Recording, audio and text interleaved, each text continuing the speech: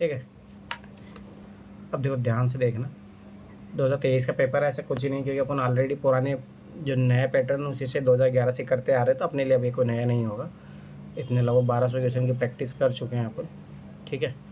तो ध्यान से समझना इसको, ठीक हो। अब देखो, अब जैसे मेरा ये क्वेश्चन करेक्ट हुआ, मैंने क्या ट्रिक लगाया था, 3 फैक्ट है तो एक सही है, ठीक है। कोचिंग वाले सब इसका 2 आंसर दे रहे थे, पर मुझे देखो, तो मैंने कैसे किया, ध्यान समझना। झेलम नदी वुलर झील से होकर जाती है, मालूम मुझे नहीं पता, पर मैंने सबसे पहले इसको काटा था। कृष्णा नदी सीधे सीधे कोलेरू झील का भरण करती है, तो ये मैंने सबसे पहले काट दिया था, ठीक है। कोलेरू झील का भरण करती है, ठीक है, सीधे डायरेक्टली, ये वर्ड पकड़ना, ये चीज़ याद रखना। और याद करो, इस टाइप का पहले भी अपन 2011 से उधर करते आ रहे तो काटे थे, ठीक है। तो तीनों तो ऐसे गए काम से, और ऐसे भी अपने को पता कोई एप्लीकेशन वाला क्वेश्चन नहीं है, सम वर्ड नहीं है, तो तीनों ऐसे भी सही नहीं होंगे। तो मैंने फिर तरीका लगाया था कि 3 फैक्ट है, तो 3 फैक्टर। अब देखो कुछ क्वेश्चन ऐसे रहेंगे, जैसे इस पेपर में जैसे 3 फैक्टर है, तो किसी में तीनों गलत भी हुए हैं, ठीक है। एक आध दो क्वेश्चन देखो, मैं फिर 12 बता रहा हूँ, अगर 10 क्वेश्चन आ रहे हैं मान लो, और अपने को पता है कि 3 फैक्ट में से एक सही होता है, मान लो कि आपके 4 भी सही हो, 6 गलत हो गए, तब भी आप 4 नंबर प्लस में रहोगे, तो नुकसान नहीं है भाई। आ रहा तो ठीक है, नहीं तो फिर उसके अलावा तो यही तरीका बचता है। तो देखो 3 फैक्ट है, 3 फैक्टर तो एक सही होगा, ठीक है। तो ये चीज़ याद रखना। अब बात आती है कौन सा सही होने की प्रोबेबिलिटी है। देखो, तो सबसे पहले ये सीधे, अब ध्यान से समझना, अगर यूपीएससी को अगर ये स्टेटमेंट सही करना होता तो वो बोल सकता है कृष्णा नदी कोलेरू झील का भरण करती है, डायरेक्ट लिखता ना, सीधे क्यों लिखा, ठीक है। पहली बात ये गलत है, ठीक है। अब बचा इन दोनों में से कौन सा सही होगा, ठीक है। अब ध्यान से समझना, झेलम नदी है, वुलर झील से होकर जाती है। अब देखो ध्यान से समझना, को झेलम नदी है और वुलर झील से होकर जाएगी, तो फिर ये झील बनी कैसे रहेगी, पहली बात तो ये है, ठीक है। इसका मतलब ये थोड़ा ज़्यादा फैक्चुअल स्टेटमेंट है, तो इसके गलत होने की प्रोबेबिलिटी ज़्यादा होगी, ठीक है। दूसरा देखो, गंडक नदी के विसर्पण से कांवर झील निर्मित, तो ये बात सही है, अपन ये एनसीईआरटी में भी पढ़ते हैं, ये एनसीईआरटी का क्वेश्चन है। याद करो, जब ऐसी नदियाँ विसर्पण करती है तो फिर क्या होता है, कुछ समय बाद में ये वाला पार्ट अलग बन जाता है, तो ये ऐसे करके फिर बाद में मान लो कि अपना ये मार्ग ऐसे कर लेती है, तो विसर्पण से बन सकती है, ये ज़्यादा प्रोबेबली सही है। इसके कंपेरिजन तो ये गलत होगा, ये वाला स्टेटमेंट सही है, और ये अब एनसीईआरटी में दिया हुआ भी है, ठीक है। तो ये एक फैक्चुअल स्टेटमेंट है ज़्यादा, ठीक है। दूसरी बात 3 फैक्ट, तो 3 फैक्ट तो एक सही होगा। अब आ जाओ इधर, ठीक है। मिलान वाले का अपने को पता है, ध्यान समझना, तीनों तो कभी सही होंगे नहीं, तो ये गलती मत करना, बहुत रेयर चांसेस। सोचो 2011 से अपन करते हैं, अरे ओनली 2 क्वेश्चन थे जिसमें ऐसा हुआ है, जो भी हिस्ट्री वाले क्वेश्चन थे, तो इनमें से तो कभी नहीं होगा, ठीक है। अब देखो इनमें से 3 तो नहीं होगा, ठीक। अब देखो, कामजार पोर्ट है, भारत में एक वर्ड ये याद रखना, एक कंपनी के रूप में पंजीकृत सबसे पहला प्रमुख पतन है। नॉर्मल स्टेटमेंट है, कोई दिक्कत नहीं है, एक वर्ड याद करो, सही होता है, ठीक। मुंद्रा पोर्ट, भारत में निजी स्वामित्व वाला सबसे बड़ा पतन है, ठीक। हो भी सकता, नहीं भी हो सकता, पता नहीं। अब ध्यान समझना, ये थोड़ा बहुत पता होना चाहिए। ईस्ट कोस्ट अपना, ये वेस्ट कोस्ट है, ठीक है। भारत में बड़ा सबसे बड़ा, अब देखो ये चीज़ याद रखना, सबसे बड़ा आधार पतन जो कंटेनर पोर्ट होता है, कभी भी याद रखना, ईस्टर्न कोस्ट में कभी भी बड़ा नहीं हो सकता। इसके रीजन मैं तुम्हें बताता हूँ, अगर आप एनसीईआरटी पढ़ोगे तो वहाँ पे भी है। इसके रीजन समझो, जब भी क्या होता है कि जब हिमालय नदी इधर बहती है, या मान लो कि जो अपना ये इधर वाली जो नदियाँ बहती है, कृष्णा गोदावरी कावेरी, तो ये चीज़ याद रखना, जलोढ़ मृदा लेके जाती है, तो इससे क्या होता है कि वहाँ पे वो बनता है, जलोढ़ मैदान बनते हैं। तो इसके कारण क्या होता है कि यहाँ पे मिट्टी जमा हो जाती है, और समुद्र का पानी ज़्यादा गहरा रहता नहीं है, तो इस कारण से याद रखना, यहाँ पे कभी भी बड़े आधार पतन वाले पोर्ट नहीं बनाए जा सकते। अरे इधर क्या होता है, याद करो, इधर 2 ही नदियाँ बहती है, नर्मदा ताप्ती बहती है, और बहुत कम नदियाँ बहती है। अरे इनके द्वारा जो है जवारनोन्मुख नहीं बनाए जाते हैं, ठीक है। डेल्टा नहीं बनाया जाता है, तो डेल्टा नहीं बनाया जाता, स्वाभाविक सी बात है, तो यहाँ पे जो गहराई रहेगी वो रहेगी, इसके कारण यहाँ जो बड़े पोर्ट है वो बनाए जा सकते हैं। तो ये गलत है, याद रख, मतलब ये इसका विशाखापट्टनम पोर्ट नहीं होगा, यहाँ पे है जवाहरलाल नेहरू जो मुंबई में है। तो थोड़ा बहुत अगर आइडिया होगा तो उस तरीके से क्वेश्चन सॉल्व कर सकते हो। तो इसके 2 स्टेटमेंट सही है, मान लो चलो ये क्वेश्चन सही गलत ही बजा, कोई टेंशन नहीं है, ठीक है। आगे बहुत सारे क्वेश्चन है जो अपने पास सही होने की प्रोबेबिलिटी है। अब देखो ध्यान से देखना, कौन सा पर्णपाती वृक्ष है, ठीक है। पर्णपाती वृक्ष, अब ध्यान समझना, पर्णपाती वृक्ष अगर आप एनसीईआरटी पढ़ोगे तो देखो, 10 डिग्री नॉर्थ और 10 डिग्री साउथ में तो यार रखना एवरग्रीन फॉरेस्ट होते हैं, ठीक है। तो इससे ऊपर 10 डिग्री नॉर्थ से लेके मान लो 23 डिग्री या यहाँ तक ये पर्णपाती वृक्ष पाए जाते हैं, ये मतलब अपने पत्ते झाड़ते हैं, ठीक है। अब देखो महुआ हुआ का पौधा मुझे पता था कि छत्तीसगढ़ में होता है और वहाँ पे स्वाभाविक सी बात है ये इस टाइप की जलवायु पाई जाती है, ठीक है। सागौन भी है और ये एनसीईआरटी में दिया हुआ भी है। कटहल का पेड़ ऐसा बोला जाता है कि एवरग्रीन होता है ये, ठीक है। इसके पत्ते ज़्यादातर ऐसे नहीं कि, पर मैंने ऐसे देखा झड़ते हैं इसके पत्ते, ऐसा भी नहीं, पता नहीं जो भी, पर उग जाते हैं जल्दी, ये होता है, ठीक है। तो इसमें कटहल नहीं है। दूसरी बात देखो, अपने को पता तीनों तो सही होते नहीं हैं। आपको एक्सट्रीम बड़े से दिया ना तो प्रोबेबली अपन 2 स्टेटमेंट के साथ जाएंगे। ऐसे मैंने कितने में बोला 3-1 2 फॉर्मूला याद रखना। जब स्पेसिफिक डिमांड होगी तभी अपन एक की तरफ जाएंगे, नहीं तो मोस्टली 2 ही स्टेटमेंट सही होते हैं। अब आ जाओ इधर देखो, अभी किसी ये भी मेरा सही हुआ था। अब देखो मुझे देखो, चीन की तुलना में भारत के पास अधिक कृषि योग्य क्षेत्र है, ठीक है। इसके प्रोबेबिलिटी क्यों होगा सही, पर देखो चाइना का अगर आप देखोगे तो कितना बड़ा क्षेत्र है, ठीक है। पर भारत में मोस्टली देखो राजस्थान वाला जो एरिया है मरुस्थल पाया जाता है, उसके अलावा तो सब जगह एग्रीकल्चर लैंड है ही, ठीक है। दूसरी बात ये चीज़ सोचो कि चाइना में आटाकामा मरुस्थल भी है, बहुत बड़ा सूखा क्षेत्र भी है, चलो ठीक है, और ये सही हो भी सकता है, नहीं भी हो सकता। आगे बढ़ते हैं। चीन की तुलना में भारत में सिंचित क्षेत्र का अनुपात अधिक है, ठीक है। अनुपात अधिक, अब देखो ये फिक्स बात बोल रहा है, तो ये गलत होने की प्रोबेबिलिटी हो जाएगी। दूसरी बात 3 फैक्ट एक सही होगा, ज़्यादा सोचना भी नहीं, मेरा ऐसे ही सही हुआ था। चीन की तुलना में भारतीय कृषि में प्रति हेक्टेयर औसत उत्पादन अधिक है। क्या बात करो, चाइना तो उल्टा सबसे ज़्यादा, देखो राइस वाला जो आया था उसके अगर अलावा देखोगे तो चाइना है सेकेंड नंबर पे ऐसे है कृषि में प्रति हेक्टेयर। उल्टा भारत की सबसे बड़ी कमजोरी यही है एग्रीकल्चर में, तो ये तो गलत है 100%, ठीक है। 3 तो ऐसे भी सही नहीं होंगे। चीन की तुलना में भारत में संचित क्षेत्र का अनुपात अधिक नहीं है, अनुपात बात बोल दिया, ये तो सही हो सकता है, ठीक है। तो एक स्टेटमेंट, दूसरी बात 3 फैक्ट, तो एक सही होगा, ये चीज़ याद रखना। अब देखो ये क्वेश्चन कैसे सही किया था, अब देखो कुछ भी मुझे आइडिया नहीं था, पर तो ये देखो ध्यान समझना, निम्नलिखित में कौन सा एक समुद्र स्तर में पुनरावर्ती गिरावट का सर्वोत्तम उदाहरण है जिसमें वर्तमान समय की सुविस्तृत कच्छ भूमि उत्पन्न हुई है। कच्छ भूमि सोचो, ये पकड़ो कहाँ पे दिया है, कच्छ का रण, यही आंसर है, इसी तरीके से आंसर आया था, ठीक है। अब देखो इस क्वेश्चन को ओडी वन आउट से तरीके से करेंगे अपन। भारत के कतिपय तटीय क्षेत्र में, ये भी एनसीईआरटी का क्वेश्चन है, प्रचुर मात्रा में उपलब्ध तटीय क्षेत्र में, याद करो मोनोजाइट पाया जाता है, ये सारी चीज़ें, थोरियम, और ये 2022 में भी आया था। प्रचुर मात्रा में उपलब्ध एल्यूमिनाइट रूटाइल निम्नलिखित किसके समृद्ध स्रोत है। अब देखो ध्यान दे, एल्यूमिनियम भी आप सुनते हो, तांबर भी सुनते हो, लोहा भी सुनते हो, टाइटेनियम मोस्टली सुनने को नहीं मिलता है। तो ओड इवन खेलो, ये इवन हो गया, ओड आंसर हो गया। एक तो ये तरीका था इसको करने का, ओड इवन तरीके से कर सकते थे। दूसरा तरीका देखना, ध्यान से समझना इसको, ठीक है। अब देखो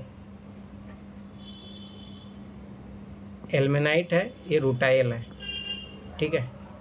तो उस आधार पे भी आप इसको, दूसरा देखो ओड इवन तो है ही, इसके आधार पे, इसके आधार के टाइटेनियम, इस आधार पे नाम के अनुसार भी किया जा सकता है, पर मेरा ज़्यादा मानना है कि ओड इवन तरीके से करो, ज़्यादा बढ़िया है, ठीक है।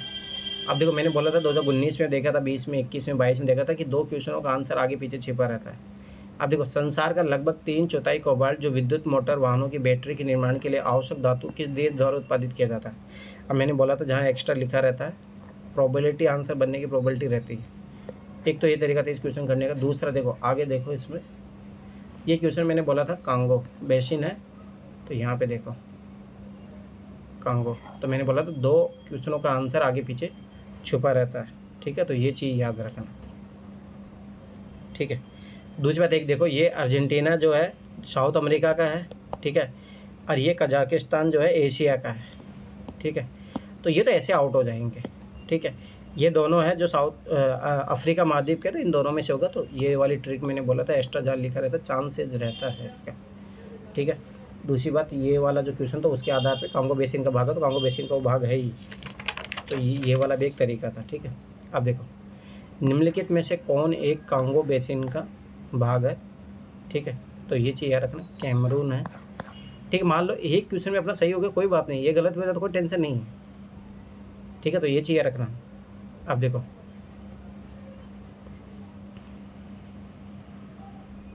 अब देखो इसका नाम जैसे पड़ा है कांगो, तो समझ बात है कांगो बेसिन में होगा, इसलिए इसका नाम पड़ा।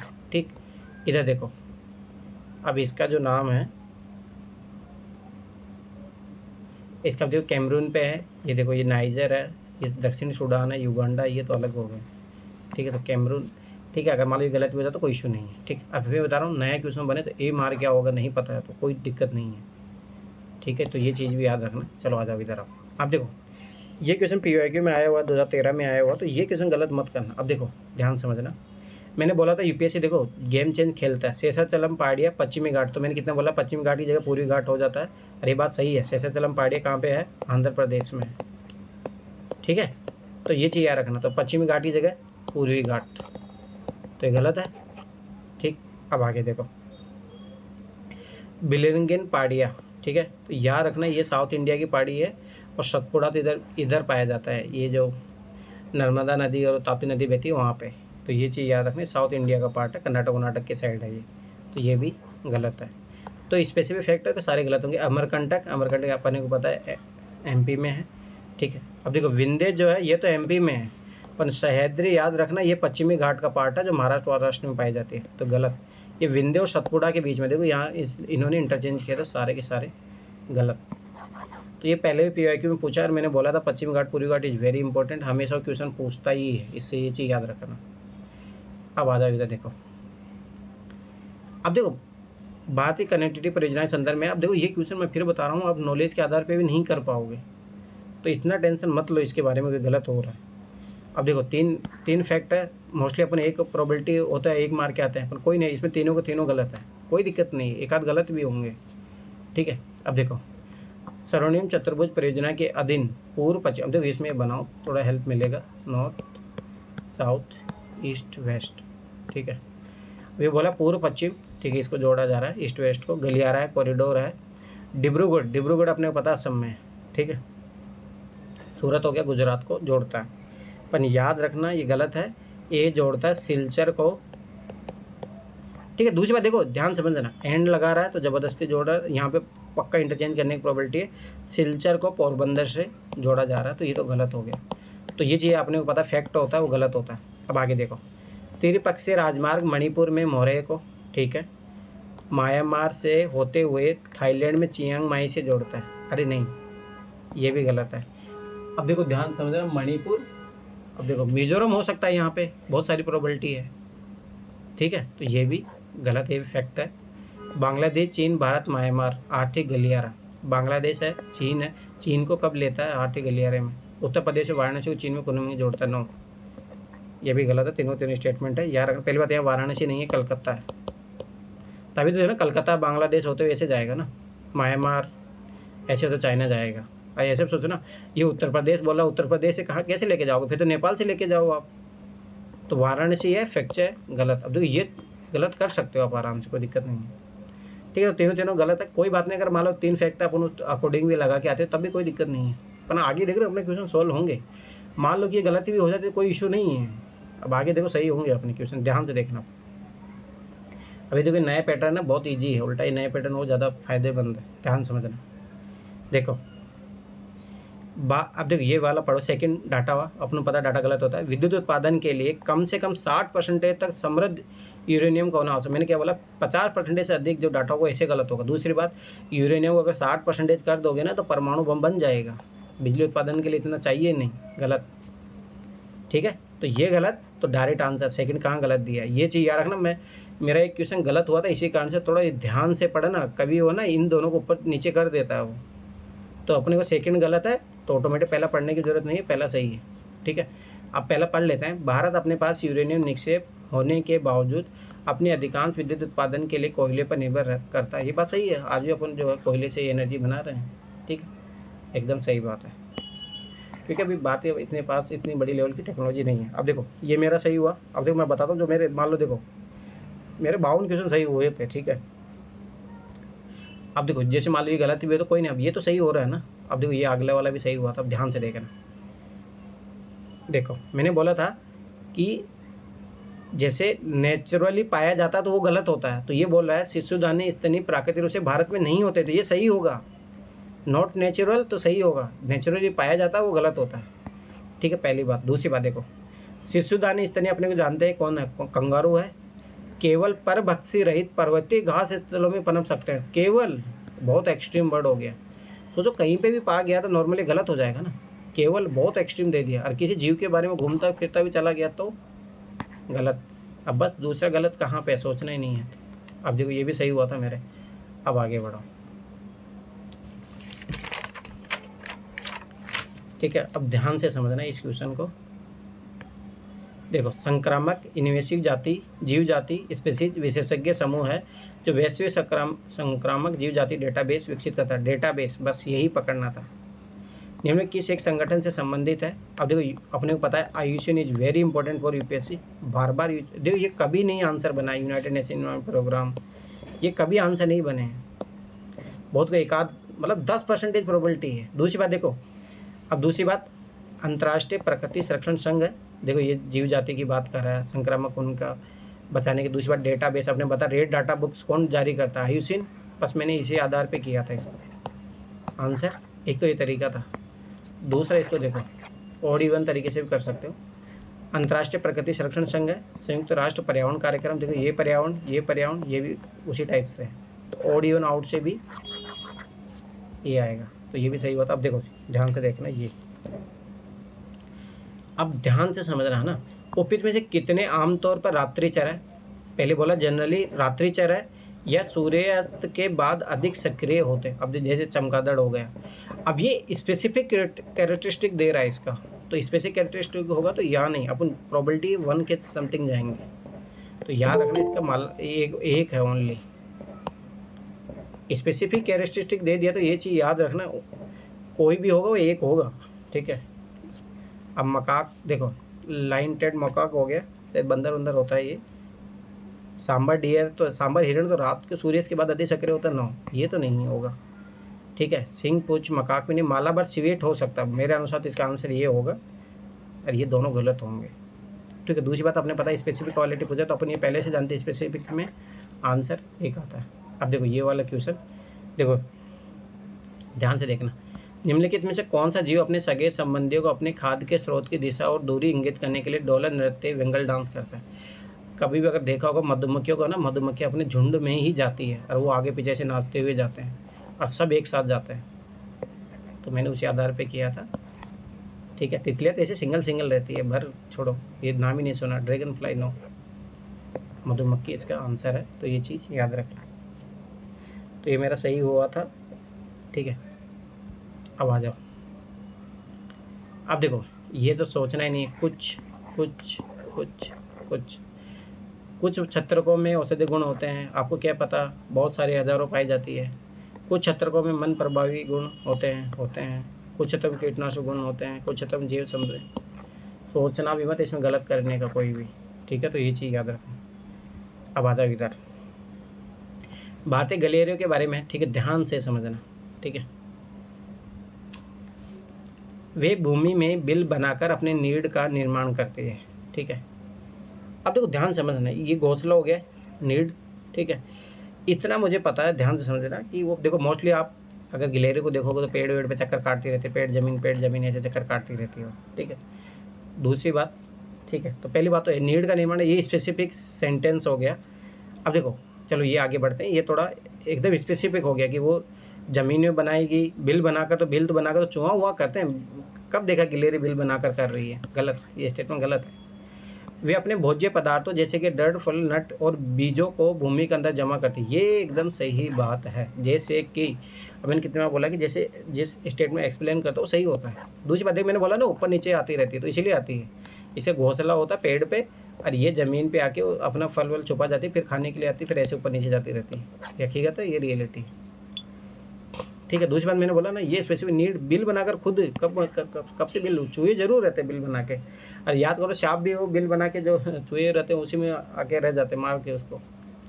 वे सर्वभक्षी होते हैं। मैं बार बता रहा हूँ, ये चीज़ कभी भी इस टाइप के स्टेटमेंट गलत मत करना। आपने कितनी गिलेरिया को देखा है, हो सकता है बहुत टाइप की गिलेरिया, उड़ने वाली गिलेरिया भी पाई जाती है, सोचो, तो उसमें से एक भी अगर वो हो गई मांसाहारी तो क्यों नहीं होगा, तो सारी की सारी हो, मतलब दो स्टेटमेंट सही, ठीक है। तो ये चीज़ याद रखना। अब आ जाओ इधर, कुछ सोचना ही नहीं है, सारे के सारे सही होंगे। तो ये चीज़ याद रखना इसमें। अब दूसरी बात, कुछ दे दिया हो तो फिर सकते दे दिया है, तो सोचना ही नहीं है इसको गलत करने की किसी पॉसिबिलिटी से। अब आ जाओ इस क्वेश्चन को ध्यान से देखना। निम्नलिखित में से कौन किसी वृक्ष या लकड़ी के लट्ठे में बने छिद्र में से कीटों को खरोचने के लिए लकड़ी का औजार बनाता? पहले सोचो औजार बनाता है। अब देखो ध्यान से समझना, इधर आओ। देखो पहली बात तो ये दो ऑप्शन, औरंगटन हो गया, ओटर होगा, ठीक है। अब देखो इन दोनों में से होगा तो ये तो गया। फिशिंग किट बिल्ली कब से करने लग गई, ठीक है। स्लोथ बियर, अरे भालू तो ऐसे ही नो, ठीक है।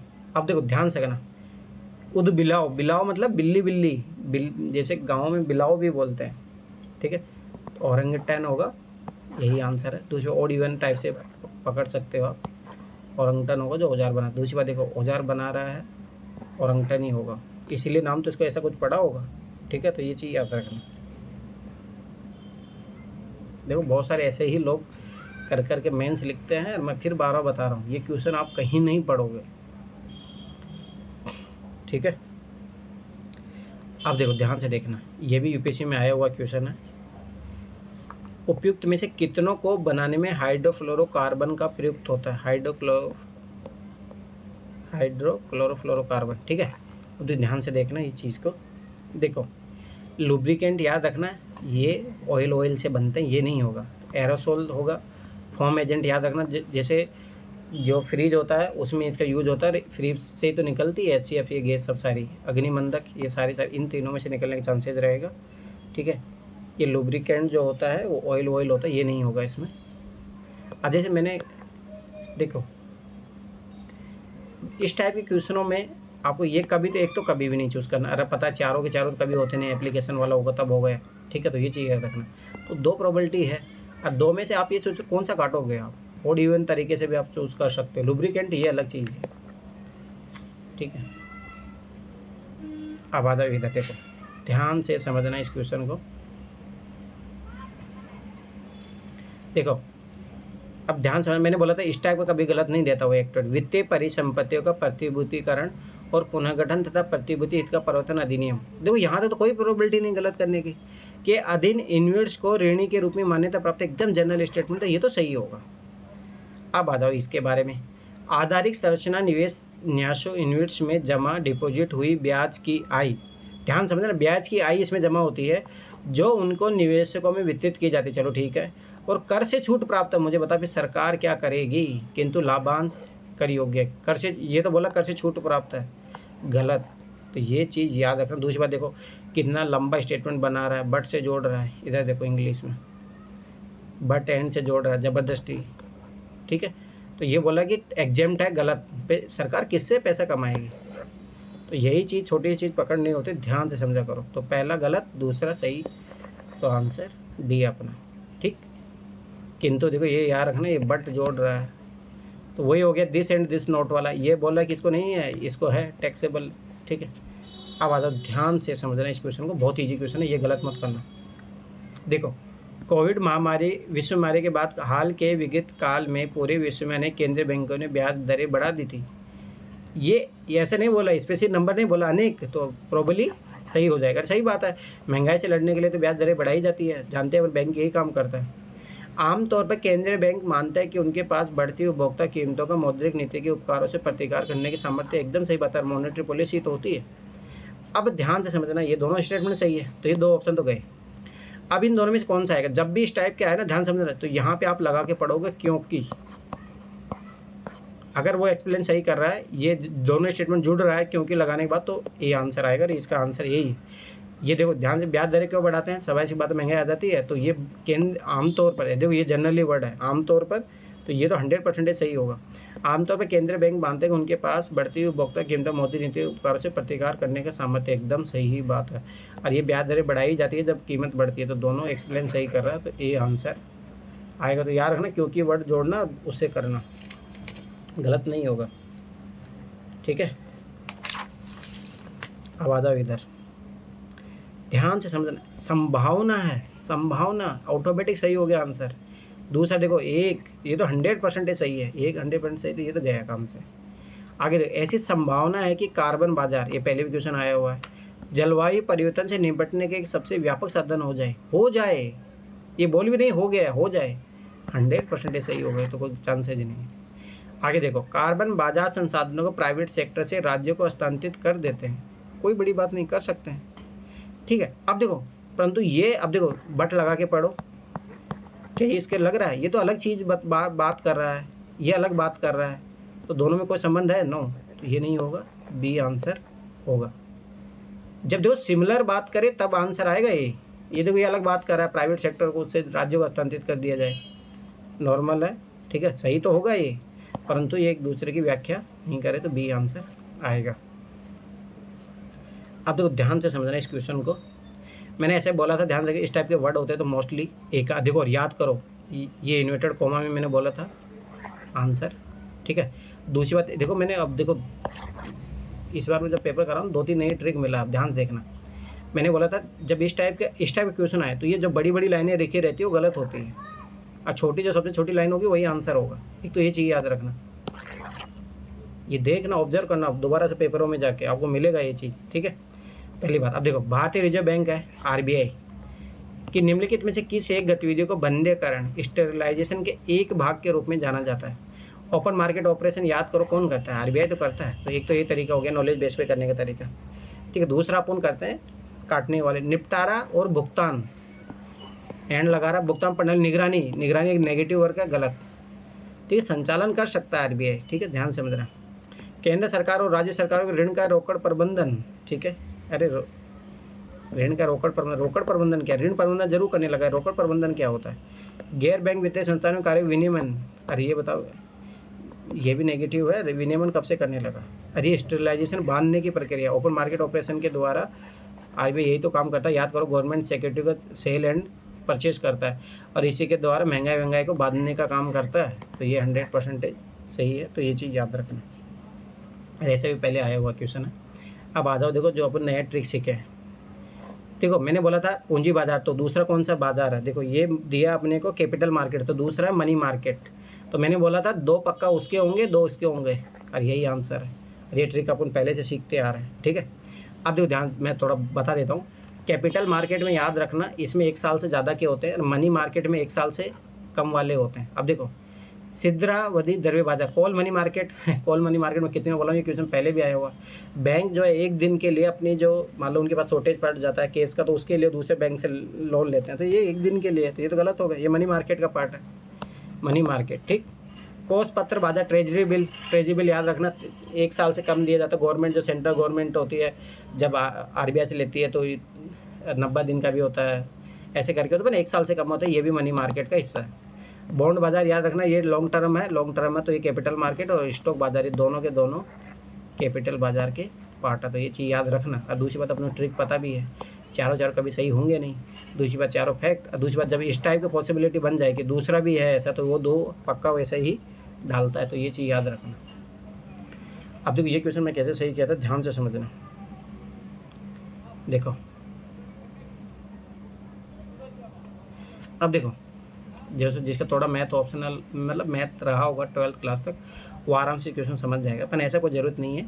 पर मैं बता रहा हूँ एक चीज़, ध्यान देखना, कौन सा एक लघु कृषक और बड़े खेत, देखो छोटे छोटे कृषक है, तो बड़े खेत कब बनेंगे? जब इनका सबको मिला दिया जाएगा, ठीक है। अब देखो मैंने ये ऐसे ही क्वेश्चन सही किया था, तो याद करो इंटीग्रेशन, समाकलन में अपन क्या करते हैं, इंटीग्रेशन या समेशन होता है, समेशन याद करो इस टाइप का, उसमें सब चीज़ों को जोड़ दिया जाता है एक साथ, तो इस टाइप की बात कहाँ कर रहा है? तो देखो ये रहा समाकलन, बस मैंने यही पकड़ा था और आंसर आ गया था, ठीक है। तो ये चीज़ याद रखो, मैं फिर बार बता रहा हूँ, इनको समझो, क्वेश्चन को एक्सप्लेन करो, समझ में आ जाएगा। अब देखो, युद्ध के कारण अपने देशों से बड़ी संख्या में विस्थापित लोगों को एक बड़ी खेती योग्य जमीन देकर, जिसमें सामूहिक खेती कर उपज को आप अच्छा, युद्ध आएगा तभी ऐसा होगा क्या? देखो दूसरी बात, किसी 2 ऑप्शन सेम, किसी क्षेत्र, आंसर इसी में आएगा। कोई कंपनी कुछ संख्या में लघु कृषि ऋण तकनीकी जानकारियाँ सब निर्देशन करती है ताकि वे कंपनी विनिर्माण, फालतू की बात। अब तो आंसर इन्हीं में से होगा, किसी क्षेत्र के अनेक सीमांत कृषक देखो छोटे, तो ये मिल गया अपने को, लघु कृषक मिल गया, अपने आप को समूह में व्यवस्थित कर चुनिंदा कृषि संक्रिया में समाकलन मतलब बड़े खेत, और संगति लाते हैं, 100% यही आंसर है। किसी क्षेत्र के अनेक सीमांत कर्षक मिलकर किसी नियमित निकाय के साथ संविदा कर अपनी जमीन से नियमित निकाय को किसी नियत अवधि के लिए दे देते हैं, जिसके लिए नियमित, अरे नहीं तो फिर यहाँ पे बड़े खेत कैसे बने? नो, गलत, वो कॉर्पोरेट फार्मिंग होती है, ठीक है। तो ये चीज़ याद रखना। अब ध्यान से देखना ये क्वेश्चन कैसे सही होगा, बहुत ईजी क्वेश्चन है। पढ़ो थर्ड स्टेटमेंट। भारत के कुछ जनजाति लोग काले तिल के बीजों का तेल भोजन पकाने के लिए प्रयोग, एक घर भी ऐसा मिल गया तो 100% सही होगा, तो इसको गलत मत करना। आगे बढ़ो। भारत सरकार काले तिल के बीजों के न्यूनतम समर्थन मूल्य कीमत उपलब्ध, जब तिल को करवा रही है तो काले तिल को क्यों नहीं करवाएगी? उसमें भेदभाव सही नहीं कर सकते, कभी गलत मत करना। इस टाइप के स्टेटमेंट याद रखना। 2 स्टेटमेंट सही हो गए। अब आगे देखो, काले तिल की खेती खरीफ की फसल के रूप में की जाती है। अब ध्यान से समझना, खरीफ की है, रबी की है, ध्यान से समझना। देखो, खरीफ के मतलब मानसून के दौरान होती है, ठीक है। अब मुझे बताओ, तिल के लड्डू आप कब खाते हो? जब मान लो कि जनवरी में मकर संक्रांति होती है तब खाते हो, या सर्दियों में जब होती है? तो सर्दियों में जब खा रहे हो तो पहले उगेगी ना, तो उससे पहले कौन सा आता है? खरीफ का मौसम। तो एकदम 100%। अरे ऐसे भी पता होना चाहिए, एनसीईआरटी बेसिक क्वेश्चन है ये, ठीक है। तीनों सही है। अब आ जाओ इधर, ठीक है। अब देखो, याद करो 2021 में भी इस टाइप का क्वेश्चन आया था। यह ना यहाँ से नहीं समझ में आएगा, यहाँ से पकड़ो। इंटेंजेबल, अमूर्त निवेश, ठीक है। अमूर्त वही होता है, मूर्त मतलब जो दिखता है। और याद करो इसी टाइप से मैं क्वेश्चन करवाया था। अमूर्त मतलब जो नहीं दिखता है। तो मुझे बताओ, ब्रांड पहचान, नो, ठीक है। माल सूची, बौद्धिक संपदा, ये भी नहीं दिखती है, ठीक है। ग्राहकों की डाक सूची। अब देखो ध्यान से समझना, 2 तो पक्का हो गया कि जो अपन नहीं छू सकते उसके बारे में, तो ब्रांड पहचान हो गया, बौद्धिक संपदा होगी, 2 तो 100% हो गए, तो 2 100 ऑप्शन हो गए, ठीक है। अब चारों तो नहीं होंगे, तो ये चीज़ तो याद रखना। अब देखो, अब यहाँ पे इंग्लिश में पढ़ो एक बार। इन्वेंट्री हो गया, ब्रांड रिकॉग्नाइजेशन हो गया, intellectual property, mailing list of clients, ये क्या हो गया? ग्राहकों की डाक सूची और माल सूची। इन्वेंट्री तो दिखेगा ना अपने को, माल सूची जो भी अपन माल लाएंगे हो, या वो सूची की बात कर, ग्राहकों की डाक सूची की बात कर रहे हैं। ग्राहकों की डाक सूची तो अपन, या मान लो कि इस तरीके से अपन ऑनलाइन भी तो कर सकते हैं, जो भी इनमें दोनों में से एक है वो कोई। ये ग्राहकों की डाक सूची है, ये केवल सूची है, इसको मतलब ये नहीं कर सकते हम लोग। हाँ वही तो, हाँ ये नहीं है, ये माल सूची है, तो माल को तो अपन छू ही सकते हैं ना। जैसे मान लो कि चटनी बन रही है तो चटनी में धनिया वनिया है, उनको छू ही सकते हैं, ठीक है। ये डाक सूची है तो इसका नहीं होगा। तो 3 स्टेटमेंट इसके सही है, ठीक है। ये गलत हो जाए तो घबराना मत, मैं फिर उधर अपने पास अब देखो ये है, या मैं पिछली बार मैंने बोला था 15वीं वित्त आयोग से क्वेश्चन आएगा, ठीक है। तो आया सम स्तर कर अवकरण के लिए, ठीक है। अब देखो 5-2 वाला फॉर्मूला डायरेक्ट यहाँ पे भी लग रहा है, आगे मैं फिर बताऊँ 2024 में भी लगेगा। फिर भी ये क्वेश्चन नॉलेज बेस पे हो सकता था, ऐसे कोई बड़ी बात नहीं है। सम स्तर कर अवक्रमण के लिए 15वीं वित्त आयोग ने उपयुक्त में कितनों को जनसंख्या, क्षेत्रफल और आय के अंतरण के अलावा अब देखो किसी को ये भी पता होता ना टोटल 5 है, तो 2 तो ये बोल ही दिए हैं यहाँ पे, ठीक है। उसके अलावा कौन बचे? 3 ही बचे। अब देखो कौन से, डेमोग्राफी, इसको तो जोड़ा ही गया था, याद करो। डेमोग्राफी परफॉर्मेंस को रीजन था, साउथ वाले जो राज्य थे वो बोल रहे थे कि हमने उसमें अच्छा काम किया है और टैक्स में हमने अच्छा काम किया है, तो इसलिए ये तो दोनों होंगे, ठीक है। ये साउथ वालों की डिमांड थी। वन और पारिस्थितिकी को तो अपन है ही, इकोलॉजी को इंपॉर्टेंस दिया जाता है। शासन सुधार और स्थिर सरकार, अरे नहीं ये फालतू की बात है, तो ये चीज़ यार में ऐसे भी 5-2 वाला फॉर्मूला अपना लग रहा है। अब आ जाओ इधर। अब देखो ये मेरा क्वेश्चन सही हुआ था, ध्यान से समझना, चारों होंगे नहीं। अब देखो मुझे पता जब इस टाइप के जनरल स्टेटमेंट रहते हैं तो 3 सही, ठीक है। पहली बात तो एक है। अब दूसरा देखो, ध्यान समझना, इसमें लॉजिक में बताता हूँ। आधारिक संरचना क्षेत्रों के ऊपर विचार कीजिए, जो आधार बनाते हैं, ध्यान से समझना, आधार बनाते हैं। उपयुक्त कितने हैं? UNOPS आधारिक संरचना और नवाचार में धारणीय निवेश पहल अपने निवेशकों को ध्यान केंद्रित करता है। देखो किफायती आवास, अफोर्डेबल आवास, एकदम पॉजिटिव बात है, होना चाहिए। स्वास्थ्य देखभाल भी होनी चाहिए। पुनः नवीकरणीय ऊर्जा एकदम 100% मुझे बताओ, सर्वसाधारण के लिए परिवहन बोल देता तो एकदम सही बात है, पर द्रुत रैपिड ट्रांसपोर्ट, अरे बुलेट ट्रेन नहीं चाहिए नॉर्मल लोगों को। और आधारिक संरचना की बात कर रहा तो ये गलत होगा, याद रखना चाहिए, ठीक है। तो याद रखना, आल तभी सही होगा जब एप्लीकेशन पूछ रहा हो, इन्वायरमेंट पॉल्यूशन या प्रभाव के बारे में पूछ रहा तभी सही होगा, चारों तो ऐसे सही नहीं करना। अब देखो ध्यान से समझना इस क्वेश्चन को, सारभूत रूप में पूछ रहा है विधि की सम्यक प्रक्रिया का अभिप्राय क्या है। अब देखो ध्यान से समझना, ठीक है। देखो ये विधि है तो इवन, और ये देखो ये ओड, तो आंसर ओड। एक तो ये तरीका था। दूसरा हमेशा एक चीज़ याद रखना, यूपीएससी कभी भी इस टाइप क्वेश्चन पूछते हैं तो बेसिक्स पे जाओ। सबसे ज़्यादा इंपॉर्टेंट क्या है, नेसेसरी न्याय का सिद्धांत। आजकल जब भाई न्याय नहीं था, जब ये मान लो कि कानून वानून नहीं बने थे, तब भी किसके द्वारा अपन न्याय कर रहे थे, the principal of natural justice. ये चीज़ याद रखना। विधि स्थापित निष्पक्ष प्रकृति नो। तो सर आर्टिकल 14 में दो चीजें दे रखी है ना, न्याय का सिद्धांत करके कुछ, अरे उससे रिलेट करके मेरा गलत हुआ है। अरे वही ना, यही तो चीज़ याद रखना।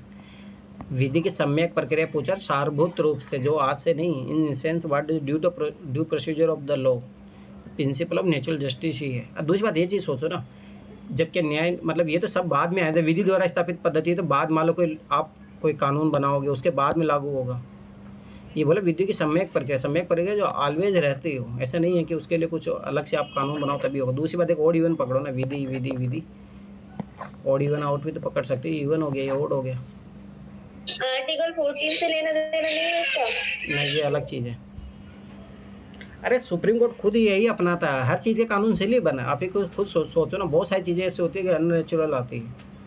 और ये मेरे अनुसार जो ये क्वेश्चन पूछा गया है ना, ये पूछा गया है जो गर्भावस्था पीरियड का था ना, तो शायद पहले 20 या 22 महीने थे, अब उसको 24 महीने कर दिया था सुप्रीम कोर्ट ने, तो इसीलिए कानून के तहत अलाव यहीं तक है। परंतु सुप्रीम कोर्ट ने बोला कि भाई कभी कभी नेचुरल कंडीशन भी बनती है, तो जिसमें ज़रूरी हो जाता है, तो उसमें ऐसा नहीं कि आप विधि द्वारा स्थापित, तो उसी के अनुसार चलोगे तो फिर ऐसा होता है कि भारतीय थी वो, उसकी मौत हो गई थी। मतलब अफ्रीका में ऐसे कहीं पे कानून नहीं था, यूरोप में ऐसा था कि एक कंट्री में कानून नहीं था तो उसको दूसरी कंट्री में जब ले जाया गया तो मर गई थी, ऐसा हुआ था 2020-21 के दौर में। तो इसीलिए फिर भारत ने ये चेंज किया, फिर वहाँ पे यूरोप में मांग होने लगी।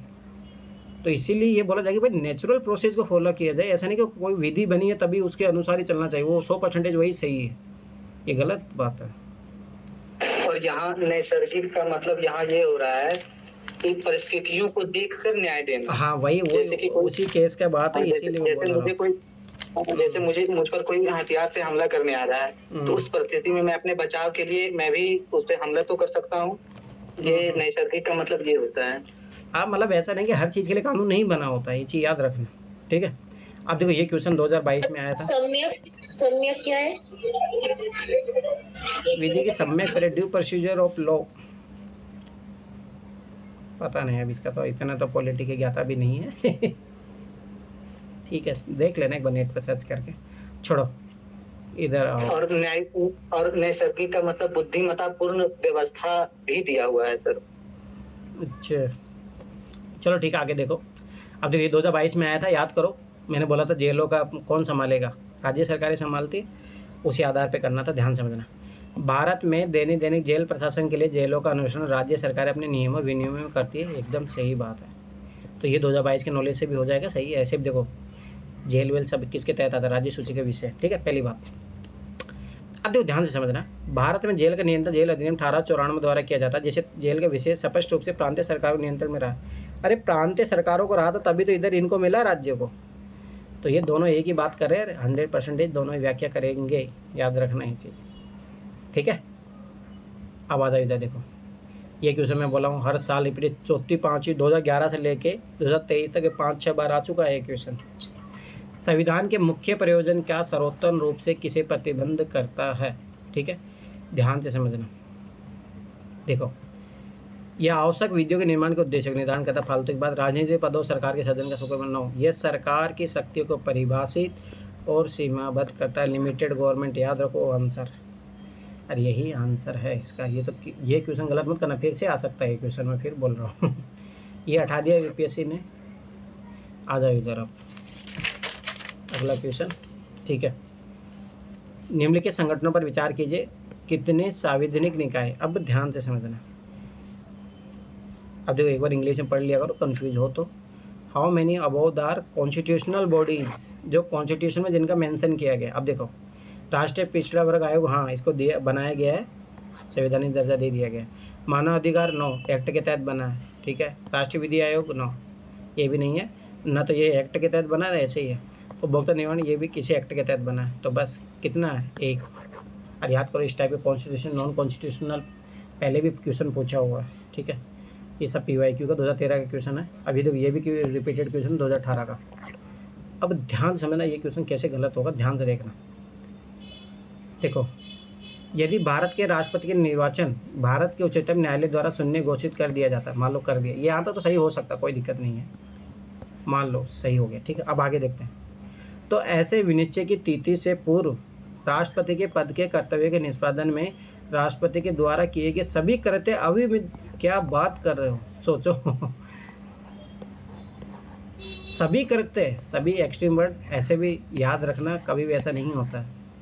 ऐसे तो फिर सोचो कि मान लो 5 साल रहा, पता लगा बाद में उसका चुनाव ही सही नहीं हुआ था, तो 5 साल सारे सिंधिया, सारे अंतर्राष्ट्रीय समझौते सब गलत हो जाएंगे, सारे कानून नो, कभी नहीं, याद रखना ही चाहिए, ठीक है।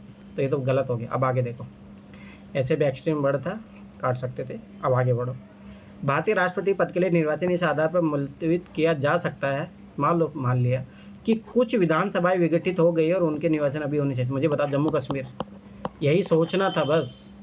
जम्मू कश्मीर है, उसमें नहीं है विधानसभा, अभी भी नहीं है, फिर भी राष्ट्रपति चुनाव हुआ ना, गलत नहीं किया जा सकता। एक राज्य के आधार पर कैसे भाई, राष्ट्रपति इज वेरी इंपॉर्टेंट, गलत, ठीक है। 2 गलत हो गए, ठीक है। अब आ जाओ इधर। कोई विधेयक जो है भारतीय राष्ट्रपति को प्रस्तुत किए जाने पर, ठीक है, संविधान द्वारा विहित, अब देखो ये संविधान द्वारा, बस यही काटना है। ये देखो ये ट्रिक मैं फिर बार बता रहा हूँ, 2024 में भी लगेगी। विहित की गई समय सीमा के अंदर राष्ट्रपति को अनुमति देनी होती है, ये कहाँ दिया है संविधान में, फिर 12 बता रहा हूँ, संविधान में मेंशन है, परिभाषित करता है, ये दिया है, गलत, डी आंसर। तो ऐसा नहीं, जिनके डी आंसर आ रहे हैं उनको आप पूछा है UPSC ने। अब देखो ये क्वेश्चन सारे कोचिंग वाले मेरा गलत बता रहे थे, आखिर मेरा सही निकला, तो मैं फिर 12 बता रहा हूँ, अपनी प्रोसेस पे बिलीव करो, ठीक है। आ जाओ, भारतीय संसद में वित्त विधेयक और धन विधेयक के संदर्भ में। अब मैंने बोला था, याद करो, जब भी इस टाइप क्वेश्चन आएगा तो पक्का इंटरचेंज करता है, एक तो जरूर इंटरचेंज करता है, बस एक इंटरचेंज करता है, तीनों तो कभी सही नहीं होंगे। अब आ जाओ इधर, और वो ये है कि एक तो पक्का जरूर सही दिया रहेगा, ऐसा भी नहीं कि सब गलत दे देगा। आप पढ़ो, जब लोकसभा वित्त विधेयक को राज्यसभा में भेजती है तो राज्यसभा उस विधेयक को संशोधित या अस्वीकृत कर सकती है, हाँ कर सकती है, इसमें कोई इशू नहीं है, परंतु 14 दिन तक रहता है। अब जो भी करेगी, अगर लोकसभा मानेगी तभी, ठीक है। तो ये कर सकती है, पॉसिबल है, सही है। आगे,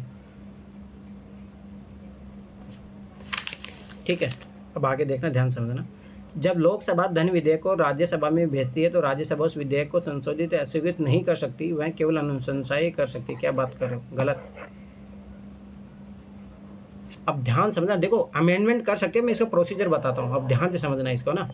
देखो पहली बात तो देखो, राष्ट्रपति पूर्व सिफारिश के आधार पर लाया जाता है। दूसरी बात, जो लोकसभा का चेयरमैन होता है वही डिफाइन करता है कौन सा मनी बिल होगा, ठीक है। पहली बात ये चीज़ याद रखना, ठीक है।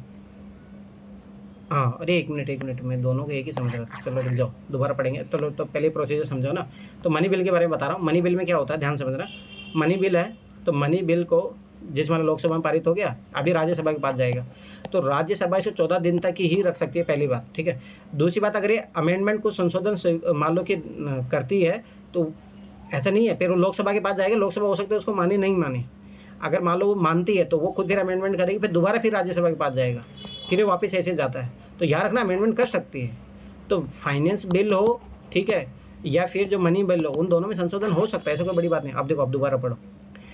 जब लोकसभा वित्त विधेयक को राज्यसभा में भेजती है तो राज्यसभा उस विधेयक को संशोधित या अस्वीकृत कर सकती है, इसमें कोई वित्त विधेयक, एक बार रुक जाओ, अस्वीकृत कर सकते, संशोधन तो कर सकती है। तो ये संशोधन कर सकती है, तो दोनों एक या के रूप में यूज किए, अलग अलग यूज नहीं कर रहा, हो सकता है, कोई बड़ी बात नहीं।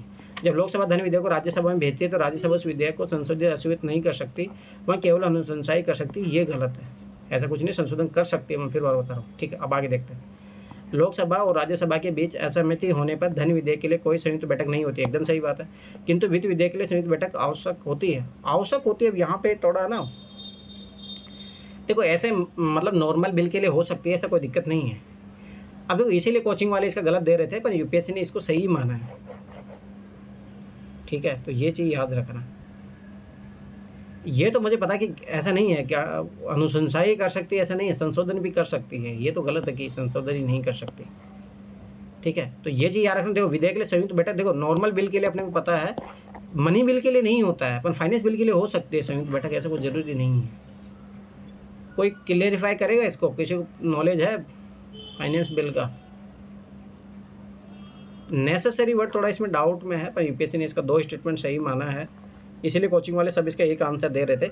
दूसरी बात, हाँ एक और चीज़ नहीं, सुनो, इसमें हिंदी में गलत दिया है ट्रांसलेशन, इसमें हिंदी में ट्रांसलेशन गलत दिया है, तो ये भी एक लफड़ा है इसमें, इस क्वेश्चन में। एक बार इंग्लिश में पढ़ो।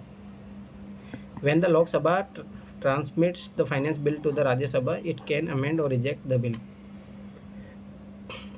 जहाँ तक मुझे पता है, ध्यान समझना, अब इसलिए है ना, रिजेक्ट करना है ना, रिजेक्ट करना, फाइनेंस बिल को रिजेक्ट नहीं कर सकती, रिजेक्ट तो नहीं कर सकती, अमेंड और रिजेक्ट करना, अब इसीलिए ना थोड़ा इसमें है दिक्कत। अब जो भी है, 2 इसका स्टेटमेंट का आंसर माना, डाउटेबल क्वेश्चन है, सारी कोचिंग वाले इसके एक ही आंसर दे के रखे थे। चलो ठीक है, जो भी है, तो कुछ क्वेश्चन तो ऐसा होता है यूपीएससी जानते हो आंसर क्या है क्या ही करोगे यूपीएससी का। लैंग्वेज देखो ना, देखो आवश्यक होता है, ये बहुत ज़्यादा वो एक्सट्रीम वर्ड हो गया। चलो ठीक है, आगे देखो, ध्यान देखना। ये स्टडी आईक्यू वाले टीचर ने तीनों ऑप्शन को सही बताया है तीनों ऑप्शन तो सही नहीं हो सकते। अरे आप जाके पढ़ ही लो, आज ही पढ़ लो जाके भाई, ऐसे भी इम्पोर्टेंट है मनी बिल। मुझे याद है मनी बिल में संशोधन किया जा सकता है, ऐसे कोई बड़ी बात नहीं है, पर वो है कि लोकसभा माने नहीं माने, ये उस पर निर्भर करता है। ठीक है, एक बार पढ़ लो, मेरा तो मानना, जाके एक बार देख लेना। ठीक है, चलो ठीक है, इधर आओ। एक बार यदि केंद्र सरकार किसी क्षेत्र को समुदाय पारिस्थितिक अधिसूचित कर देती है, ध्यान से समझना, कम्युनिटी है तो कम्युनिटी वहाँ पे रह रही है, केंद्र सरकार कर रही है, ध्यान से समझना इस क्वेश्चन को। देखो ध्यान से देखना, पहले नॉर्मल स्टेटमेंट पकड़ो। ऐसे क्षेत्र में शिकार की अनुमति नहीं होती भाई। नॉर्मल आज आप एक कुत्ते को मार दो तभी जेल में चले जाओगे, तो शिकार की अनुमति कैसे हो जाएगी? एकदम सही बात है, पॉजिटिव बात है ऐसे भी। ठीक है, ऐसे क्षेत्र के लोगों को गैर इमारती लकड़ी वन उत्पादन संग्रह करने की अनुमति होती है, एकदम सही बात है, नॉर्मल बात है। माइनर फॉरेस्ट प्रोडक्ट, गैर इमारती बोला है तो कोई दिक्कत नहीं है। ठीक, जैसे इमली चूज़ करना, वो कोई दिक्कत नहीं है ना। ठीक है, ये दोनों सही है, ये तो 100% सही। अब आगे देखो, अब अपने को पता है चारों तो सही होंगे नहीं। ठीक है, ये तो गया ऑप्शन। अब 2-3 का ऑप्शन है, अपन देखते हैं। अब ध्यान से देखना, राज्य का मुख्य वन्य जीव वार्डन इस वन का नियंत्रण प्राधिकारी बन जाता है। मुझे बताओ, यहाँ केंद्र सरकार है, तो केंद्र सरकार कब से राज्य सरकार के अधिकारी को वहाँ बैठाने लगा? ये जो इंडियन फॉरेस्ट सर्विस से सेलेक्ट होके जाते हैं, वो कहाँ बैठेंगे फिर? गलत, ये पकड़ो, केंद्र सरकार बना रहा है, केंद्र सरकार उसको अधिसूचित कर रहा है, तो राज्य का मुख्य वन्य जीव वार्ड अधिकारी कैसे बैठेगा वहाँ पे? IFS अधिकारी कहाँ बैठेंगे फिर? गलत। ठीक, अब आ जाओ, ऐसे क्षेत्र के लोगों को पारंपरिक कृषि प्रथाओं की अनुमति दो। मतलब बताओ, सेल्स एंड बर्न वाली जो झूम खेती होती है उसको कैसे अलाउ कर देंगे? कभी नहीं करेंगे, जो जंगलों को जला देंगे ना, वो सही है। तो वो गलत स्टेटमेंट है, 2 स्टेटमेंट अपने सही है। अब आ जाओ अगला। देखो मैं फिर बता रहा हूँ, कुछ क्वेश्चन में टेंशन मत लो, गलत भी होंगे, मैं फिर 12 बता रहा हूँ। अभी तो देखो कितने क्वेश्चन अपन मान लो 38 क्वेश्चन कर चुके हैं, 38 में से मान लो 8 क्वेश्चन मान लो जो मान लो गलत हो जाते, क्या दिक्कत है? 8 या 10 मान लो, तब भी कोई इशू नहीं है। मैं फिर 12 बता रहा हूँ, अपने पास 30 क्वेश्चन गलत करने की प्रोबेबिलिटी है, 30 या 35 भी गलत कर दो तब भी कोई टेंशन नहीं है, तो इतना घबराना नहीं। वो 37 का आपने सही बोला कि 2 ही केवल गलत है, बाकी 1 और 3 बिल्कुल सही है सर।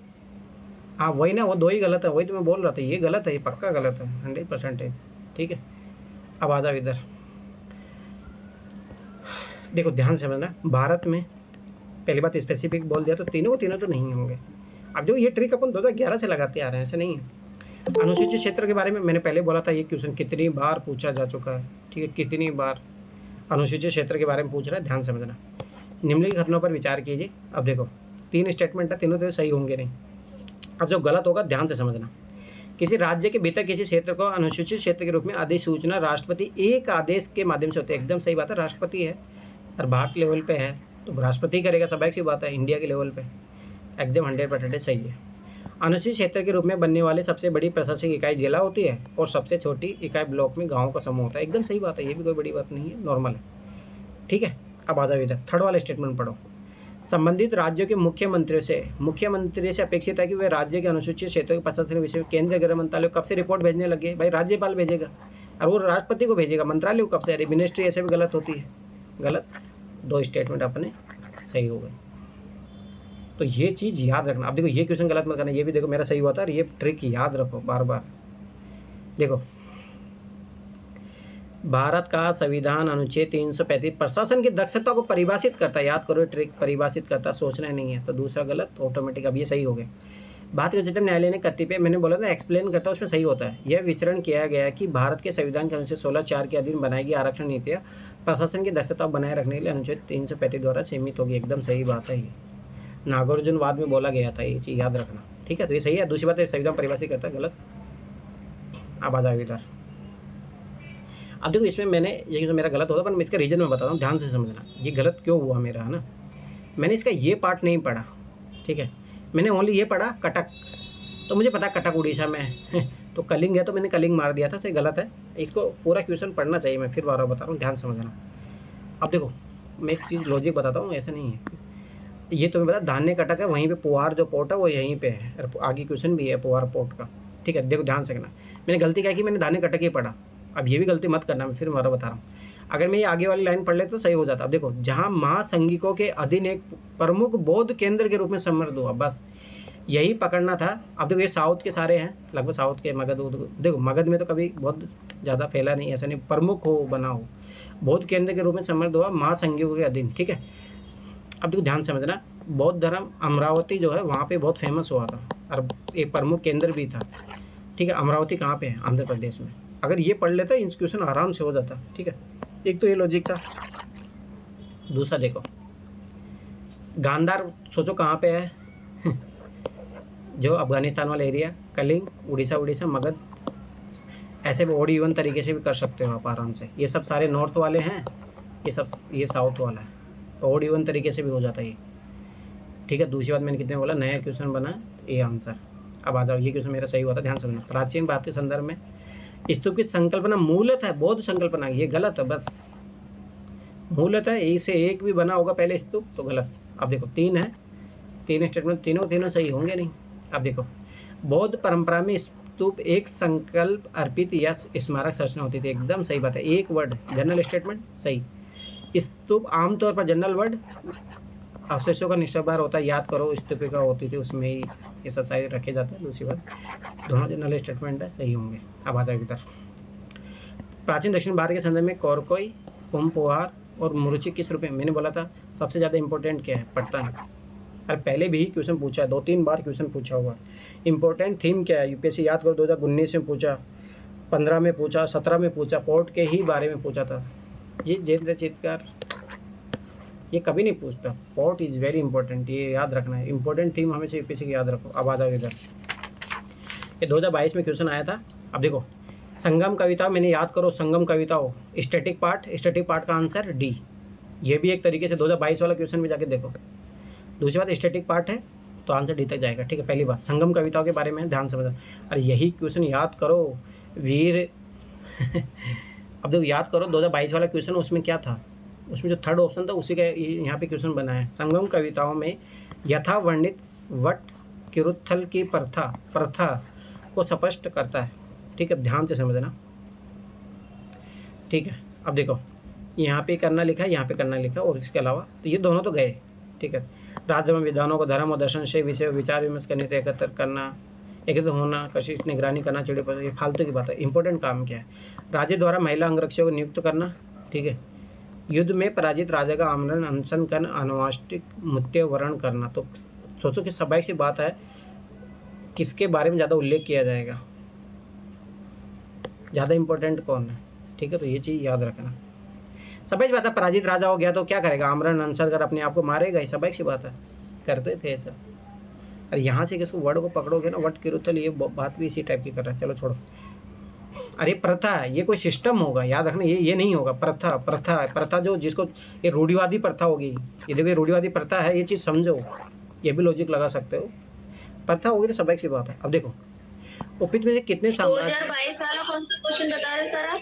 अरे जिसमें संगम पीरियड के बारे में आया था कि समाज के बारे में जानकारियाँ थी, तो उसी में थर्ड ऑप्शन देखो, उसमें है कविताओं के बारे में, उसी ऑप्शन से इंस्पायर करके ये क्वेश्चन बनाया गया है।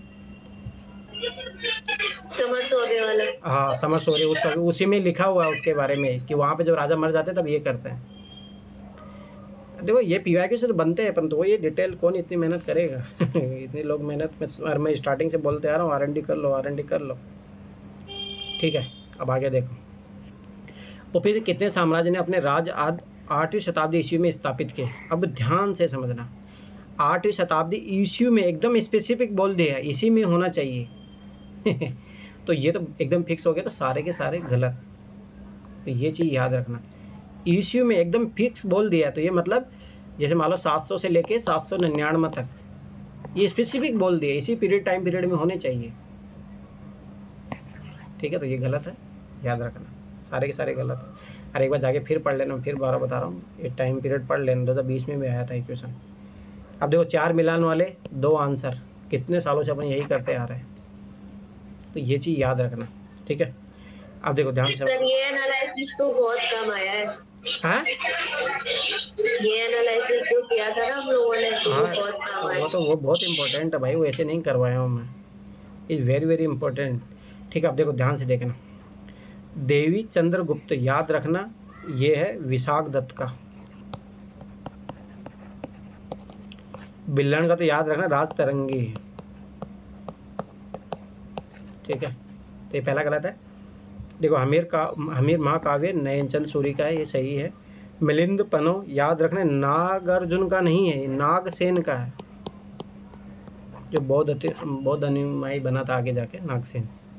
नीतिवाक्यम सोमदेव सूरी, ये सही है एकदम, याद रखना। ऐसे भी 4 मिलान वाले 2 सही हो। मैं फिर बता रहा हूँ, कुछ नहीं कुछ गलत भी निकले, पर टेंशन नहीं, अपने जो पैटर्न पकड़ा उसके बेस पे जाओ। अब देखो ये ऑटोमेटिक आंसर नहीं होंगे। यूपीएससी फेवरेट क्या है, बौद्ध और जैन। ठीक है, तो ये चीज़ याद रखना। आ जाओ, आत्मा केवल, देखो आत्मा बौद्धिज्म तो मानता ही नहीं है, आगे जैन परंपरा सोचना ही नहीं है आत्मा केवल जंतु और पादप जीवन की संपदा नहीं है, बल्कि शिला, प्रवाह, जलधारों, अन्य अनेक प्राकृतिक वस्तुओं को भी है, जिन्हें अन्य धार्मिक संप्रदाय जीवित नहीं मानते। और फिर खत्म, प्राचीन बात में किस एक धार्मिक संप्रदाय के मूलभूत विश्वास को प्रतिबंध करता है, याद करो, ये क्वेश्चन पहले भी आया हुआ 2013 में। ठीक है, दूसरी बात मैं बोला हूँ, जैन मुनि होते हैं वो शाम के बाद खाना नहीं खाते हैं और अपने पैर नंगे पैर रहते हैं, मुंह को ढकते हैं। कारण क्या है, वो मानते कण में आत्मा है। ठीक है, अब देखो विजयनगर साम्राज्य वेरी वेरी इंपॉर्टेंट, कितने सालों से मैं बोल रहा हूँ कि आ रहा है, सोचना ही नहीं है। ठीक है, विजयनगर साम्राज्य के इनमें से किस एक शासक ने तुंगभद्रा नदी पर एक ओल्ड एनसीईआरटी क्वेश्चन है डायरेक्ट, तुंगभद्रा नदी पर एक विशाल बांध। अब देखो तुंगभद्रा नदी का क्वेश्चन आया भी था 2019 में। विशाल बांध निर्मित किया और नदी से राजधानी तक कई किलोमीटर लंबी एक नहर और पुलिया का निर्माण किया। अब देखो मैंने क्वेश्चन से ऐसे सही किया, मैं पता था कि ये तो मैं कभी सुना नहीं हूँ। सुना क्या, कृष्ण देव राय, तो बस वही एक देव राय पढ़ता हूँ। ठीक है, आंसर ऐसे ही सही होते हैं, मैं फिर और बता रहा हूँ। अब आ जाओ आगे, याद करो ये क्वेश्चन देखो 2022 में आया था। गोवा किसको दे दिया था, याद करो। मध्यकालीन गुजरात के इनमें से किस एक शासक ने दीव को पुर्तगालियों को सुपुर्द कर दिया था। अब देखो ध्यान से समझना, शाह देखो 3 शाह है, पर यहाँ पे बहुत बेगड़ा नहीं है आंसर, इसका सही है बहादुर शाह इसका आंसर है। ठीक है, कुछ गलत भी होंगे, टेंशन मत लेना, ऐसे पता होना चाहिए है, ये दिया हुआ है। मध्यकालीन गुजरात के इनमें से किसी एक शासक ने दीव को पुर्तगालियों को सुपुर्द कर दिया था, तो बहादुर शाह था। ठीक है, कोई बात नहीं, गलत भी होगा, कोई इशू नहीं। अब ये गलत है, एग्जाम में है ना, सबसे पहले मुझे यही क्वेश्चन था जो मुझे 100% आ रहा था निम्न में किसी एक एक्ट द्वारा बंगाल के गवर्नर जनरल को भारत के गवर्नर जनरल के रूप में अभिहित किया गया था, तो 1833 का एक्ट, ऐसे भी स्टैटिक पार्ट, तो ये भी चीज़ याद रखना। ऐसे बीसी के तहत हुआ था, बंगाल गवर्नर को भारत का गवर्नर जनरल बना दिया गया था। ठीक है, अब आ जाओ इधर। अब देखो जननी सुरक्षा योजना है, जननी सुरक्षा मतलब जननी कौन है, माता। ठीक है, अब ये क्वेश्चन देखो पहले भी आया हुआ, 2012 में भी आया है, 2019 में भी आया है। ठीक है, अब देखो ध्यान से देखना, ऐसे जियो साइंटिस्ट में देखो, मैं फिर बता रहा हूँ। अब जैसे तुम लोग पता नहीं क्यों भी जो भी है, जैसे मैंने इस पेपर का एनालाइज किया था भाई, मैंने सारे पेपर जाके देखे थे, मतलब जो मान लो कि 2023 का पेपर था, तो इससे पहले जितने भी पेपर थे एनडीए सीडीएस, रियलिटी में बता रहा हूँ, मैंने सारे पेपर देखे, ओनली 2 या 3 क्वेश्चन हैं जो आए थे बस उधर से, जो भी डायरेक्ट नहीं, डायरेक्ट तो 1 आध क्वेश्चन ही था, तो क्यों फालतू में परेशान हो ना। अब ठीक है, 1-2 क्वेश्चन का ही स्कोप रहता है बस, वो तो तुम लोग बस यही होते ना, तुम अपनी चलाते हो। अरे भाई मैं सब कुछ करके बैठा हूँ, मैं ऐसे ही आप लोगों को नहीं बोलता हूँ भाई ये चीज़ करो, क्यों फालतू में इधर उधर भागना। मैं सब करके बैठा हूँ भाई, मैंने पूरा रात जाके देखा था, ये क्वेश्चन था जिसमें भी एक ही मिलेगा, इसमें बस ये वाला सब्जेक्ट, ये वाला जो है डायरेक्ट मिलेगा बस जियो साइंटिस्ट पेपर में। तो भाई इधर परेशान मत हो फालतू में। वो एक दो क्वेश्चनों के लिए आप इतना मगजमारी करना क्या मतलब है, फालतू की बात। ठीक है, तो ये चीज़ याद रखो, इसलिए एसेंस इज़ वेरी इंपॉर्टेंट। अब बात वही है सर डर हावी रहता है तो चीजें फिर ऐसे होने लग जाती हैं। फिर गाइडेंस से क्या फ़र्क पड़ा, बात तो यही है ना। तो वही हो गया ना, देखो तीन प्रकार के लोग होते हैं। एक होते हैं जो दूसरों की बात मान लेते हैं, हाँ ये बात सही कह रहा है, आगे बढ़ जाते हैं, ठीक है। दूसरे होते नहीं, खुद से एक्सपेरिमेंट करेंगे तब समझ में आएगा। तीसरे लोग होते खुद से एक्सपेरिमेंट करने के बाद भी नहीं समझते हैं, फिर वो नई नई खोज में लगे रहते हैं। तो ऐसा भी होता है। चलो ठीक है, कोई बात नहीं। देखो अब ध्यान से समझना, जननी सुरक्षा योजना। अरे ये क्वेश्चन मैं फिर बता रहा हूँ, आप चाहे कहीं से पढ़ लो, मैं फिर बता रहा हूँ, जहाँ से पढ़ो वहाँ से नहीं, आपको ऐसे भी यही कॉमन सेंस टेक्निक लगानी पड़ेगी। ठीक है, देखो जननी सुरक्षा होगी तो सभी राष्ट्रीय होगी, तो ये राज्य के स्वास्थ्य विभाग की एक सुरक्षित मातृत्व योजना राज्यों की क्यों होगी भाई? मोदी कहाँ, फिर मोदी क्या काम करेगा फिर? वो माताओं बहनें ऐसे बोलता रहता है क्या वो? ठीक है, देखो कॉमन सेंस सोचो, मैं फिर बार बता रहा हूँ, राज्य को तो स्पेसिफिक होगी, कोई भी योजना होगी तो राज्य की यूपीएससी क्यों पूछेगा? ठीक है, आगे देखो। अब देखो मैंने बोला उद्देश्य सही देता है, परंतु यहाँ पे दो उद्देश्य दे दिया, तो एक उद्देश्य पक्का गलत है। ठीक है, तो चारों तो सही होंगे नहीं। और मैंने बोला तो जहाँ फैक्ट ज़्यादा है, तो ये देखो ये फैक्ट है, तो याद रखना कि वहाँ पे कितने दो स्टेटमेंट सही होंगे। अब देखो ध्यान देखना, इसका उद्देश्य गरीब गर्भवती महिलाओं में मातृ तथा नवजात शिशु मृत्यु दर में कमी लाना। देखो गर्भवती महिलाएं एकदम जननी सुरक्षा एकदम सही बात है, 100% सही होगा ये तो सही होगा। अब ये पढ़ लेते हैं, इसके उद्देश्य में से 1 वर्ष तक की आयु, 1 वर्ष, अभी देखो डाटा है, काट दो, गलत। अरे ये देखो बच्चे की बात कर रहे हैं, माता होनी चाहिए, ज़्यादा इंपॉर्टेंट वो है। अब आगे देखो, इसका लक्ष्य है गर्भवती गरीब में, देखो ये दोनों एक ही बात कर रहे हैं, गर्भवती महिलाओं के लिए स्वास्थ्य केंद्र पर बढ़ावा देना, एकदम 100% दो स्टेटमेंट सही, सोचना ही नहीं। मैं फिर 12 बता रहा हूँ, पढ़ के क्वेश्चन नहीं होंगे, ऐसे ही होंगे। देखो पढ़ने वाले क्वेश्चन जो होते हैं स्टैटिक पार्ट के, जो थोड़ा बहुत मैं फिर बता रहा हूँ 20-25 क्वेश्चन होते हैं, तो मैं फिर अभी बोल रहा हूँ 30 क्वेश्चनों में से कर लेना हो 20 क्वेश्चन, जो तुम्हारा नॉलेज तुम पढ़ रहे हो, आगे यही तरीका काम आएगा। अब ये क्वेश्चन देखो मैं फिर बार बताऊँ, कहीं नहीं पढ़ोगे आप, बेसिक पता होने चाहिए एनीमिया क्या है, एनीमिया में अब ध्यान से समझोगे ये क्वेश्चन। अभी मेरे मानना है कि इसमें तो लड़कियों को तो ये क्वेश्चन गलत करना ही नहीं चाहिए। क्योंकि एनीमिया की जो कमी मोस्टली भारत में लड़कियों में बहुत ज़्यादा पाई जाती है, ऐसा नहीं लड़कों में पाई जाती है, ये चीज़ भी याद रखना। 20% केस है ना लड़कों में भी पाए गए एनीमिया के, और 80% महिलाओं में पाया जाता है एनीमिया की कमी। तो याद रखना फोलिक एसिड की कमी होती है, ठीक है, आयरन वायरन की कमी होती है, अब ध्यान से समझना। अब देखो ये क्वेश्चन कैसे होगा, जस्ट यही समझना, एनीमिया मुक्त भारत रणनीति, मतलब एनीमिया को हटाना भारत से, है ना, रणनीति के अंतर्गत लाई जा रही व्यवस्था संदर्भ में। अब ध्यान समझना, इसमें स्कूल जाने से पूर्व के बच्चों, किशोरों और गर्भवती महिलाओं के लिए रोग निरोधक कैल्शियम पूर्वकता। मुझे बताओ कैल्शियम हड्डियों के लिए काम आता है, कब से भाई? इसके लिए आयरन की गोलियां चाहिए। इसमें बोला जाता है कि आप चना खाओ या मान लो कि वो खाओ, पालक वाला खाओ, गलत। आयरन और प्लस फॉलिक एसिड की गोलियां दी जाती है। हाँ तो वही तो मैं बोला था। देखो तो ये कैल्शियम तो क्या काम हो गया, कट गया। अब देखो इसमें शिशु जन्म के समय देरी से रज्जु बंद करने के लिए अभियान चलाया जाता है, एकदम जनरल स्टेटमेंट है, ठीक है। आगे देखो, इसमें बच्चों और किशोरों को निर्धारित अवधियों पर कृमि मुक्ति की जाती है, ये भी नॉर्मल स्टेटमेंट है। इसमें मलेरिया, हीमोग्लोबिन पैथी और फ्लोरिस पर विशेष ध्यान देने के साथ साथ स्थानिक बस्तियों में एनीमिया के गैर पोषण कार्यों को ध्यान दिलाना भी शामिल है। जो जनरल अवेयरनेस वाला है ये 100% सही होगा। तो मैंने बोला था देखो 4 वाले में जनरल स्टेटमेंट तो 3 सही होगा, और फैक्चुअल स्टेटमेंट तो 2 सही होगा। ये ट्रिक याद करो अपना, वही लग रहा है।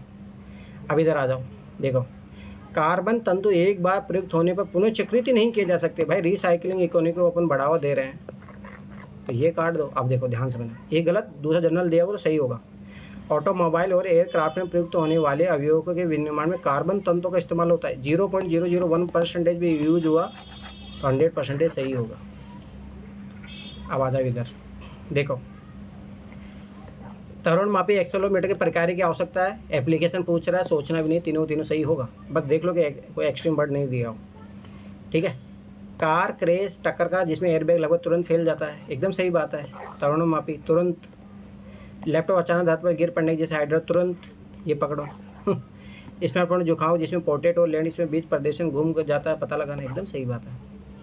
अरे कभी भी साइंस पे आराम से ध्यान करना ये चीज़। अब आ जाओ आगे, ध्यान से समझना एक चीज़।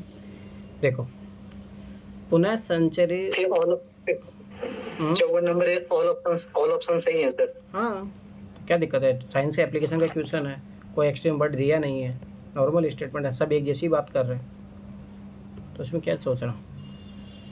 ठीक है, अभी तो देखो, ध्यान से देखना। पुनः संचरणशील एक्वा कल्चर प्रणाली में जैव निस्यंदकों कोई भूमिका के संदर्भ में, देखो जैव, अब ये पकड़ो, कहीं अजैव तो नहीं दिया है, वो पकड़ लेंगे, वो काट देंगे।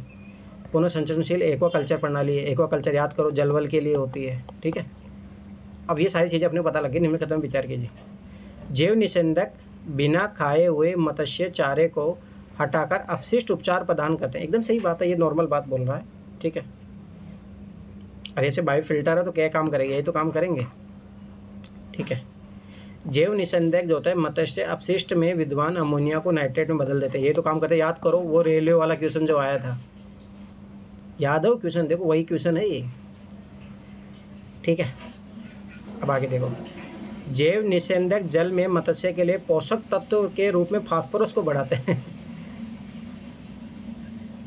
ये गलत हो जाएगा, बढ़ाते हैं घटाते हैं, यहाँ पे याद होगा मैंने बोला था, याद कर, यहाँ पे गलत होने की प्रोबेबिलिटी रहती है, इंक्रीज की जगह डिक्रीज भी हो सकता है, ठीक है।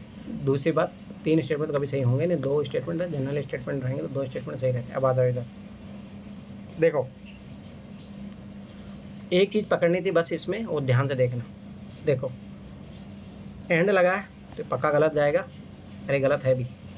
निहारिका याद करो, तारे वारे होते हैं, अंतरिक्ष में धूल और गैस के विशाल बादल निहारिका है। तारे जो आवर्ती रूप से जलते बुझते हैं वो तारे नहीं होते हैं, जो भी है ये निहारिका ये होती है, अंतरिक्ष में धूल और गैस के विशाल बादल, ठीक है।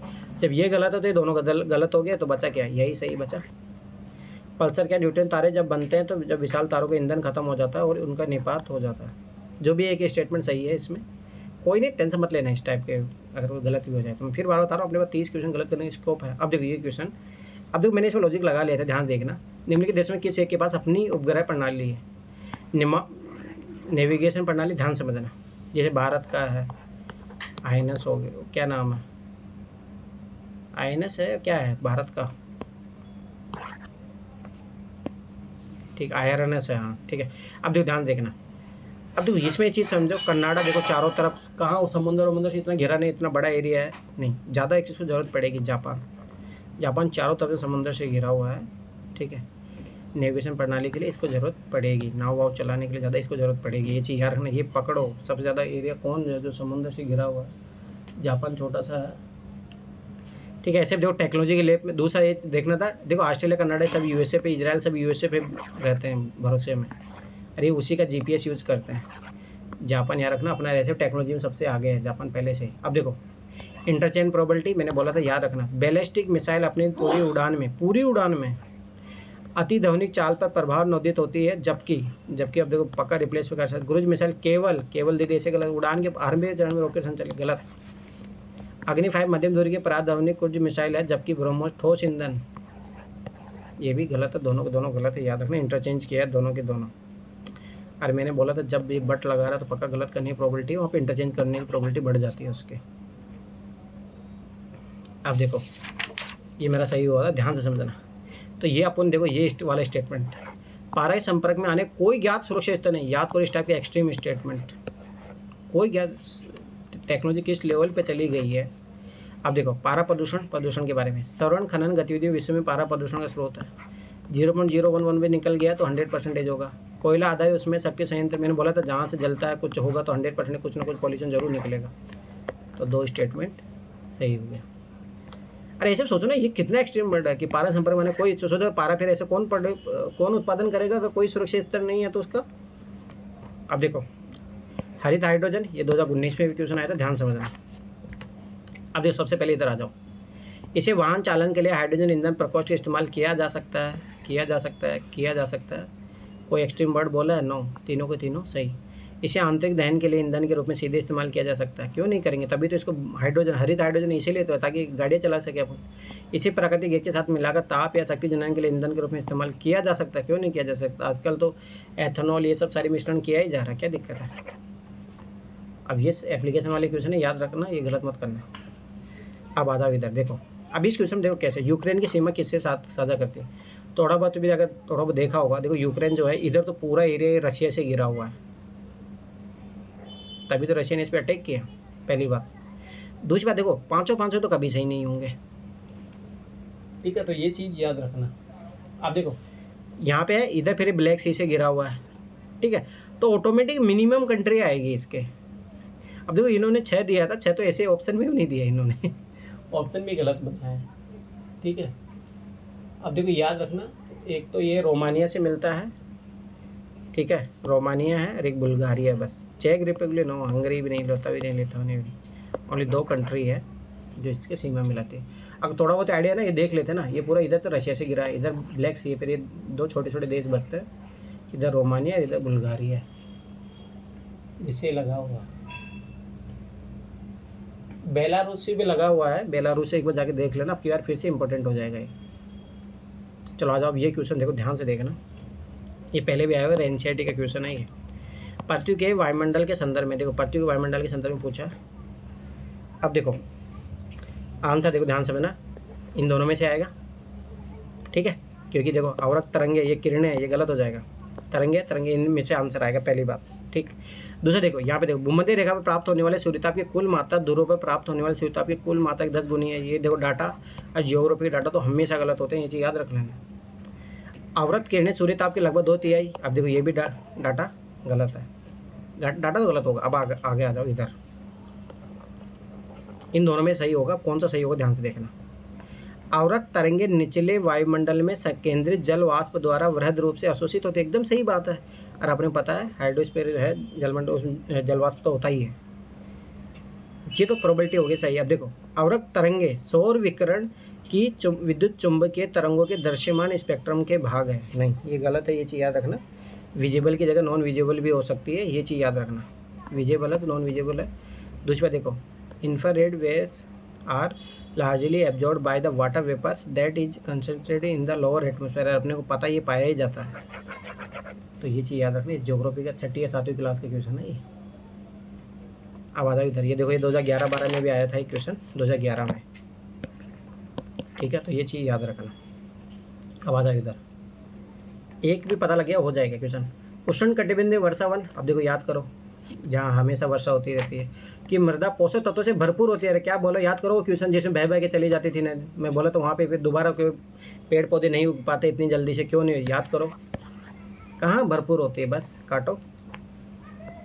देखो ये PYQ कमाल है। उष्ण कटिबंधीय वर्षावन से उच्च ताप तभी तो बरसात होती है, और आर्द्रता के कारण मृदा में विद्वान मत जैव पदार्थों का द्रुत अपघटन होता है। अब देखो यही कॉन्ट्राडिक्शन इन दोनों में, यहाँ द्रुत अपघटन होता तो कैसे तत्वों से भरपूर होगी बताओ, यही कॉन्ट्राडिक्शन, विरोधाभास एक दूसरे में विरोधाभास है, तो एक तो पक्का गलत होगा अब आ जाओ इधर, अब देखो ये क्वेश्चन भी, अब देखो मैंने बोला था ना ये क्वेश्चन, देखो मेरा उस टाइम कोचिंग वाले सब गलत बता रहे थे, और मैंने बोला था मैं सही करके आया हूँ इसका, और मैं लॉजिक भी बताया था।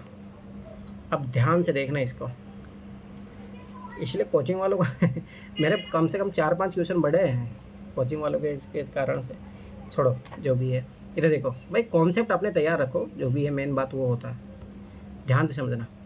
ग्रीष्म ऋतु में महाद्वीपों और महासागरों के बीच तापमान विपर्यास शीत ऋतु की अपेक्षा अधिक होता है। अब देखो महासागरों में ध्यान से समझना, महाद्वीप और महासागरों में पूछा, देखो ध्यान से, ग्रीष्म ऋतु में है ना, ग्रीष्म ऋतु में पूछा है। देखो ग्रीष्म ऋतु में क्या होता है ध्यान से समझना, जैसे अभी है देखो 50 डिग्री तापमान जा रहा है, पर मैंने क्या बोला, जल का तापमान 25 से 30 डिग्री तक ही रहता है, ज़्यादा नहीं रहता, तो ये डिफरेंस कितने का हो गया, 20 डिग्री का। ध्यान समझिए, गर्मियों में हुआ, और मैंने ये कॉन्सेप्ट उस टाइम बताया था। अब जो शीत ऋतु में क्या होता है, जो लैंड का टेम्परेचर है वो माइनस तक चला जाता है, मान लो अपने 1 डिग्री मानते हैं, और जल का तापमान 20 से 25 ही रहता है, सर्दी हो चाहे गर्मी हो, तो ये चीज़ याद रखना। मतलब जो वहाँ पे महासागरों में, तो महासागर बोला है यहाँ पे, झील वील नहीं बोला कि डल झील जम जाती है। तब सोचो अब यहाँ पे टेम्परेचर डिफरेंस कितना हो, उल्टा ये तो यहाँ पे माइनस, ये मान लो और नॉर्मल देखिए 10 डिग्री, तो ये कम हो गया ना। तो देखो ग्रीष्म ऋतु में महाद्वीप महासागरों के बीच तापमान विश्व शीत ऋतु की अपेक्षा अधिक होता है, ठीक है। अब देखो ये वाला जो अपन है ना, देखो ध्यान समझना, ये एवरग्रीन स्टेटमेंट नहीं हो सकता, ये सही नहीं हो सकता किसी भी हालतों से। अब देखो डिपेंड करेगा मैं कौन सी लोकेशन ले रहा हूँ, तो ये चीज़ हमेशा याद रखना, इसलिए अपेक्षा अधिक होता है, ये अधिक होता है कम होता है, याद करो, इस टाइप की यूपीएससी फंसाता भी है। अब देखो दूसरी बात, जल की विशिष्ट, अब ये साइंटिफिक है, ये गलत नहीं होगा, जल की विशिष्ट ऊष्मा भूपृष्ठ की विशिष्ट ऊष्मा की अपेक्षा अधिक होती है, ये बात सही है, इसीलिए याद करो जल बहुत देर में गर्म होता है और बहुत देर में ठंडा होता है। पर मिट्टी उसके कंपेरिजन जल्दी गर्म होती है, जल्दी ठंडा होती है। ये 100% सही है। पहला गलत, दूसरा सही। तो ये चीज़ याद रखना। अब आता ये क्वेश्चन, अभी देखो ये भी एनसीईआरटी क्वेश्चन है। भूकंप लेके सिस्मोग्राफ में एस तरंगे से पूर्व पी तरंगे अभिलेखित की, एकदम नॉर्मल स्टेटमेंट है। एस तरंगे से पूर्व पी अभिलेखित की जाती है। इसका रीजन होता है पी याद करो तीनों माध्यमों से गुजर जाती है, एस सभी माध्यमों से नहीं गुजरती, लिक्विड में से नहीं गुजरती है। तो ये बात सही है, जो सब में से गुजरेगी तो वही तो सबसे पहले आइडेंटिफाई की जाएगी। सही है। पी तरंगों में अलग अलग कण तरंग प्रसार की दिशा में आगे पीछे कंपन करते हैं। हाँ, ऐसे होता है पी तरंगों में। जबकि एस तरंगों में कण तरंग प्रसार की दिशा में समकोणीय ऊपर नीचे कंपन करते हैं। तो ये अगर पढ़ोगे एनसीईआरटी वाला भूकंप वाला जो है, इसीलिए क्वेश्चन पूछा भी था ये। तो इसमें देखो जनरल स्टेटमेंट है, और मैंने कितना बोला जहाँ एक्सप्लेन करा वो सही गलत नहीं होगा। देखो इतना बड़ा दिया है, अरे एंड से नहीं लगा के जोड़ रहा है। सही है, ज़्यादा प्रोबेबिलिटी इसकी सही है। कोई नहीं गलत भी हो जाए टेंशन मत लेना, ठीक है। ऐसे सही है, जहाँ पे एक्सप्लेन करता है वो सही होता है, ठीक है। अब देखो ये वर्ड, इधर आ जाओ। जैसे सम वर्ड सही होता है ना, ध्यान से समझना, वैसे नॉन हमेशा गलत होता है, याद रखना। तीनों गलत। आंसर देखो नॉन, आंसर भी नॉन ही है। तो याद रखना, उनमें से किसी में समुद्र जल का उपयोग नहीं होता, उनमें कोई भी जल संकट वाले जिले में स्थापित नहीं है। तीनों के तीनों गलत। तो ये चीज़ याद रखना, बाद में कोयला दे तापे शक्ति से। याद रखना, सम वर्ड, सम में सब सही होते हैं, नॉन में सब गलत होते हैं, ये चीज़ याद रखना। अब आधा इधर। अब देखो मैंने बोला था नया क्वेश्चन, ये आंसर, पहली बात ट्रिक ये, ठीक। अब देखो अपने पास बहुत सारे तरीके, ध्यान समझना। वोल बेचिया पद्धति, कोई पद्धति है, मेथड है, ध्यान समझना। मेथड है तो कोई चीज़ कंट्रोल करने में, इन चीज़ों में काम आएगी। प्रोडक्शन में कब से काम आने लगी, ठीक है। दूसरी बात देखो, ये देखो मच्छरों से होने वाले विषाणु रोगों के प्रसार को नियंत्रित करना, तो ये मेथड होता है, एकदम सही बात है। देखो और कहीं पे भी ऐसा नहीं है, ठीक है।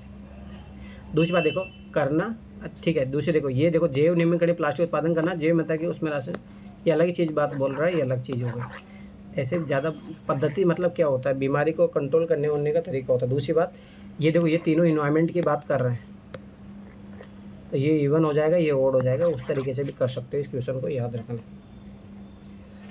ऐसे भी दूसरी बात, यूपीएससी की फेवरेट थीम क्या है, विषाणु। मैंने बोला था हमेशा क्वेश्चन पूछता है इससे, तो ये चीज़ याद रखना। अब आ जाओ आगे, देखो क्वेश्चन पढ़ो। इसमें उपयुक्त गतिविधियों में कितनी जो है कार्बन अभिग्रहण और विविधीकरण रजिस्ट्रेशन के लिए प्राय विचार और चर्चा में लाई जाती है।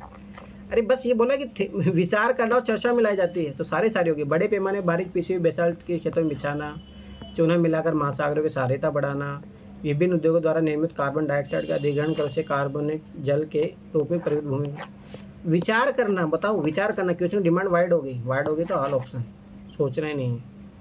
चर्चा में लाई जाती है, डिस्कस, एक व्यक्ति भी चर्चा कर लिया है इनका, 100% सही। अब आजा इधर, देखो मैं बता रहा ना, देखो ये ए मार के आओ, कोई नहीं, देख लेना 6 में से शायद 4 या 5 का आंसर ए है, तो कोई दिक्कत नहीं है। मैं फिर बार बता रहा हूँ, ए मारो। अब देखो इसका आंसर ए है, इसका आंसर ए है, ठीक है। अभी देखो इसका आंसर डी है, परंतु इसको थोड़ा बहुत समझ के भी करना है, ऐसा नहीं फाइनेंस रिलेटेड है, फाइनेंस रिलेटेड क्या होगा, तो ऐसा नहीं है। फिर भी मान लो गलत भी हो जाए, टेंशन मतलब ज़्यादा मेजोरिटी आप सही जाओगे। देखो चलो ऐसा नहीं, वो तो टेक्निक है ही। ये देखो अंधाधुंध है, वैसा नहीं खेलना आखिरी में। पर मैं फिर बता रहा हूँ, ज़्यादा प्रोबेबिलिटी ए के साथ जाने का, अगर डाउट आ रहा है इधर, नहीं ए के साथ जाने की प्रोबेबिलिटी देखना, ठीक है। चलो कोई नहीं।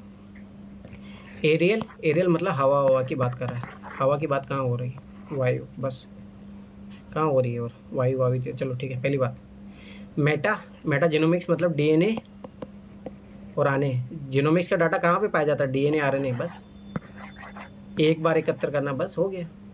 एरियल मेटा जीनोमिक्स, किसी परिवेश में वायु के प्रतिदेश को एक बार एकत्र करना, बस ठीक है। एक तो ये हो गया आंसर निकालने का तरीका। दूसरा देखो, ध्यान से देखना, देखो पर्यावास पकड़ो, और कहीं दिया दोनों ऑप्शन गए, इन दोनों में से आंसर है। अब देखो ध्यान समझना, किसी पर्यावास की पक्षी जातियों की आनुवंशिक रचनाओं को समझना। अरे कहाँ पे, किसी पर्यावास में वायु से डीएनए, देखो ये भी पकड़ो, एरियल हवा, ये चाहिए अपने को, इसमें हवा नहीं है, तो ये आंसर गया, आंसर अपना ये। अब आ जाओ इधर, देखो मैंने बोला था ना, देखो ध्यान से समझो, देखो ये लॉजिक की डीएनए, और ये देखो इसका आंसर डीएनए।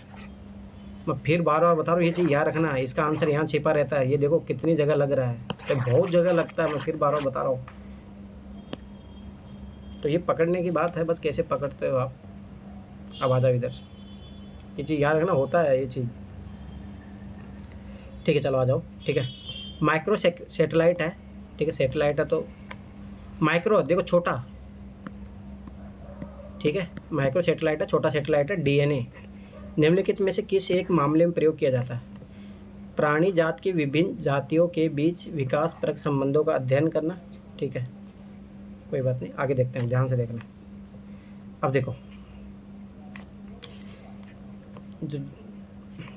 यहाँ पे अब मान लो कि ओपन और क्या पकड़ सकते हैं, विभिन्न जाति है, पादप कॉलोनी प्रस्ताव, समष्टि में संकल्पबद्ध औषध परीक्षण करना।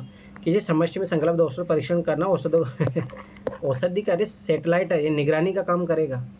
तो प्राणी जाति की विभिन्न जातियों के बीच विकास परक अध्ययनों को संबंध, देखो सैटेलाइट लगा देंगे छोटा सा, क्या चल रहा है उनके बीच में, आराम से अध्ययन कर सकते हैं ना। स्टेम कोशिका को विविध प्रकृतियों उपांतरण उद्भिद करना, नो ये सबसे फालतू की बातें, ज़्यादा इंपॉर्टेंट है स्टडी करना, ये पकड़ना था आप। ठीक है, तो ये चीज़ याद रखना। दूसरी बात, यहाँ पे आओ इंग्लिश में, DNA evolutionary relationship among various species of fauna. ठीक है, चलो आ जाओ इधर आप। और ऐसे भी याद करो, जब भी किसी स्पीशीज़ के बारे में पता करना पड़ता है तो डीएनए वीएनए से जांच होती है। याद करो जब किसका बेटा है किसका नहीं है। भारत के संदर्भ में आप ध्यान से देखना। अब देखो, सूक्ष्म और लघु मध्यम उद्योग अधिनियम 2006 के अनुसार, जिसमें संयुक्त मशीनी 15 करोड़ से 25 डाटा है, सोचना नहीं है गलत। और मैंने बोला था डाटा एक जनरल स्टेटमेंट सही, अरे मेरा सही था, बहुत सारे कोचिंग ने मेरा गलत दे के रखा था। अब देखो मैं फिर बता रहा हूँ, ट्रिक हमेशा लगेगी ऐसा नहीं है, मैं ट्रिक से ही खेला हूँ। अब दूसरी बात तो ऐसे पता होना चाहिए, सूक्ष्म लघु और मध्यम उद्योग को दिए गए सभी बैंक ऋण प्राथमिकता क्षेत्र, मुझे बताओ सभी को क्यों नहीं लोगे आप, किस आधार पर हटाओगे? प्राथमिकता क्षेत्र का दिन आते ही इनको जोड़ा गया था। ऐसे भी एक फैक्ट वाला स्टेटमेंट, एक जनरल स्टेटमेंट सही होता है। अब आ जाओ इधर, केंद्रीय बैंक जो है डिजिटल मुद्राओं के संदर्भ में ध्यान समझना। यूएस डॉलर या SWWITF की प्रणाली का प्रयोग किए बिना डिजिटल मुद्रा में भुगतान करना संभव, पॉसिबल स्टेटमेंट 100% सही होगा। कोई डिजिटल मुद्रा इसके अंदर प्रोग्रामित प्रतिबिंब जैसे कि इसके व्यय के समय ढांचे के साथ वितरित की जा सकती है, दोनों स्टेटमेंट सही है। मैं फिर बार बता रहा हूँ, ये चीज़ पकड़ो। अब देखो ये क्वेश्चन मैंने कैसे सही किया था, देखो वित्त के संदर्भ में पहली बात तो वित्त है तो किससे, इकोनॉमी से संबंधित हो गया, बस पहली बात तो यही पकड़नी थी। फाइनेंस से रिलेटेड है, बीटा मुझे पता था, देखो अल्फा बीटा गामा, बायोडाइवर्सिटी की जांच करने के लिए ये मापन के एक तरीके होते हैं। कहाँ बात कर रहा है, बस वित्त क्षेत्र की बात होनी चाहिए, स्टॉक बाजार वित्त क्षेत्र में आता है। आंसर देख, मैं फिर बताऊँ, रियल एग्जाम में वैसे लगता है मैं कहीं पे भी नहीं पढ़ाते हैं, पर बस वो ये जो ज्ञान है उसको आप कैसे अप्लाई कर सकते हो, बस ये चीज़ याद रखना। पहली बात तो ये चीज़ याद रखना, ठीक है। दूसरी बार आगे देखो, ठीक है। अब देखो, अलग अलग प्लेटफॉर्म से साथ किसी परिसंपत्ति खरीदने और बेचने की प्रक्रिया, अरे क्या बात कर रहे हैं। किसी पोर्टफोलियो प्रबंधन के जोखिम और प्रतिफल के बीच संतुलन लाने की निवेश कार्यनीति। नो, एक प्रकार का व्यवस्थागत जोखिम संभव ही नहीं, ये तो गलत हो जाए, ये तो ऐसे काट देना।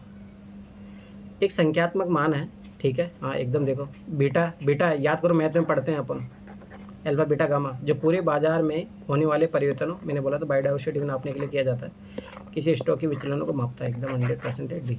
और मैंने बोला स्टैटिक पार्ट डी तक जाओ, ये चीज़ याद रखना। बीटा के बारे में बताओ सर थोड़ी सी। हाँ बताओ। जैसे कि आपकी एक कंपनी है 500 रुपए की और एक मेरी कंपनी है 200 रुपए की, तो इन दोनों के बीच का अनुपात ही बीटा कहलाता है। अच्छा ठीक है, चलो आगे बढ़ते हैं। अब देखो ध्यान से समझना, कितने कथन सही है। अब देखो ध्यान से देखना, मूलतः वर्ड काट दो, याद करो बुद्धिज्म वाला क्वेश्चन। दूसरी बात, स्वयं सहायता समूह कार्यक्रम भारतीय स्टेट बैंक कब से चला देने लगा, नाबार्ड क्या काम करेगा फिर।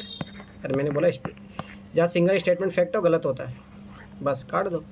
अब देखो, किसी SHG में समूह के सभी सदस्यों उस ऋण के लिए उत्तरदायित्व लेते जो ऋण को कोई अकेले से, इसीलिए तो सेल्फ हेल्प ग्रुप बोला जाता है इसको। 100% सही। क्षेत्रीय ग्रामीण बैंक और अनुसूचित वाणिज्य बैंक समर्थन देते हैं 1%, 0.00111 समर्थन देते हैं की बात कर रहे हैं, पैसा देने की बात नहीं कर रहे हैं, ठीक है। अब ये गलत मत करके आना, ठीक है। अभी देखो ये सही हुए हैं मेरे, अभी देखो ये भी मेरा सही हुआ, देखो कैसे, ध्यान से समझना है ना। भारत की सार्वजनिक क्षेत्र स्वास्थ्य देखभाल प्रणाली सीमित, निरोधक, वर्धक और पुनः देखभाल के साथ मुख्यतः रोगाणक व्यवस्था पर ध्यान केंद्रित। अब देखो मल्टीपल फैक्टर सही होगा, दूसरे मुख्यतः देखे काट मत देना, ये समझना पहले टॉपिक, ये बात सही है। भारत में याद करना, बीमारी होने के बाद में इलाज होता है, ये बात तो है, बोला जाता है कि नहीं पहले होना चाहिए, कोई महामारी आने से पहले प्रबंधन होना चाहिए, ये बात है।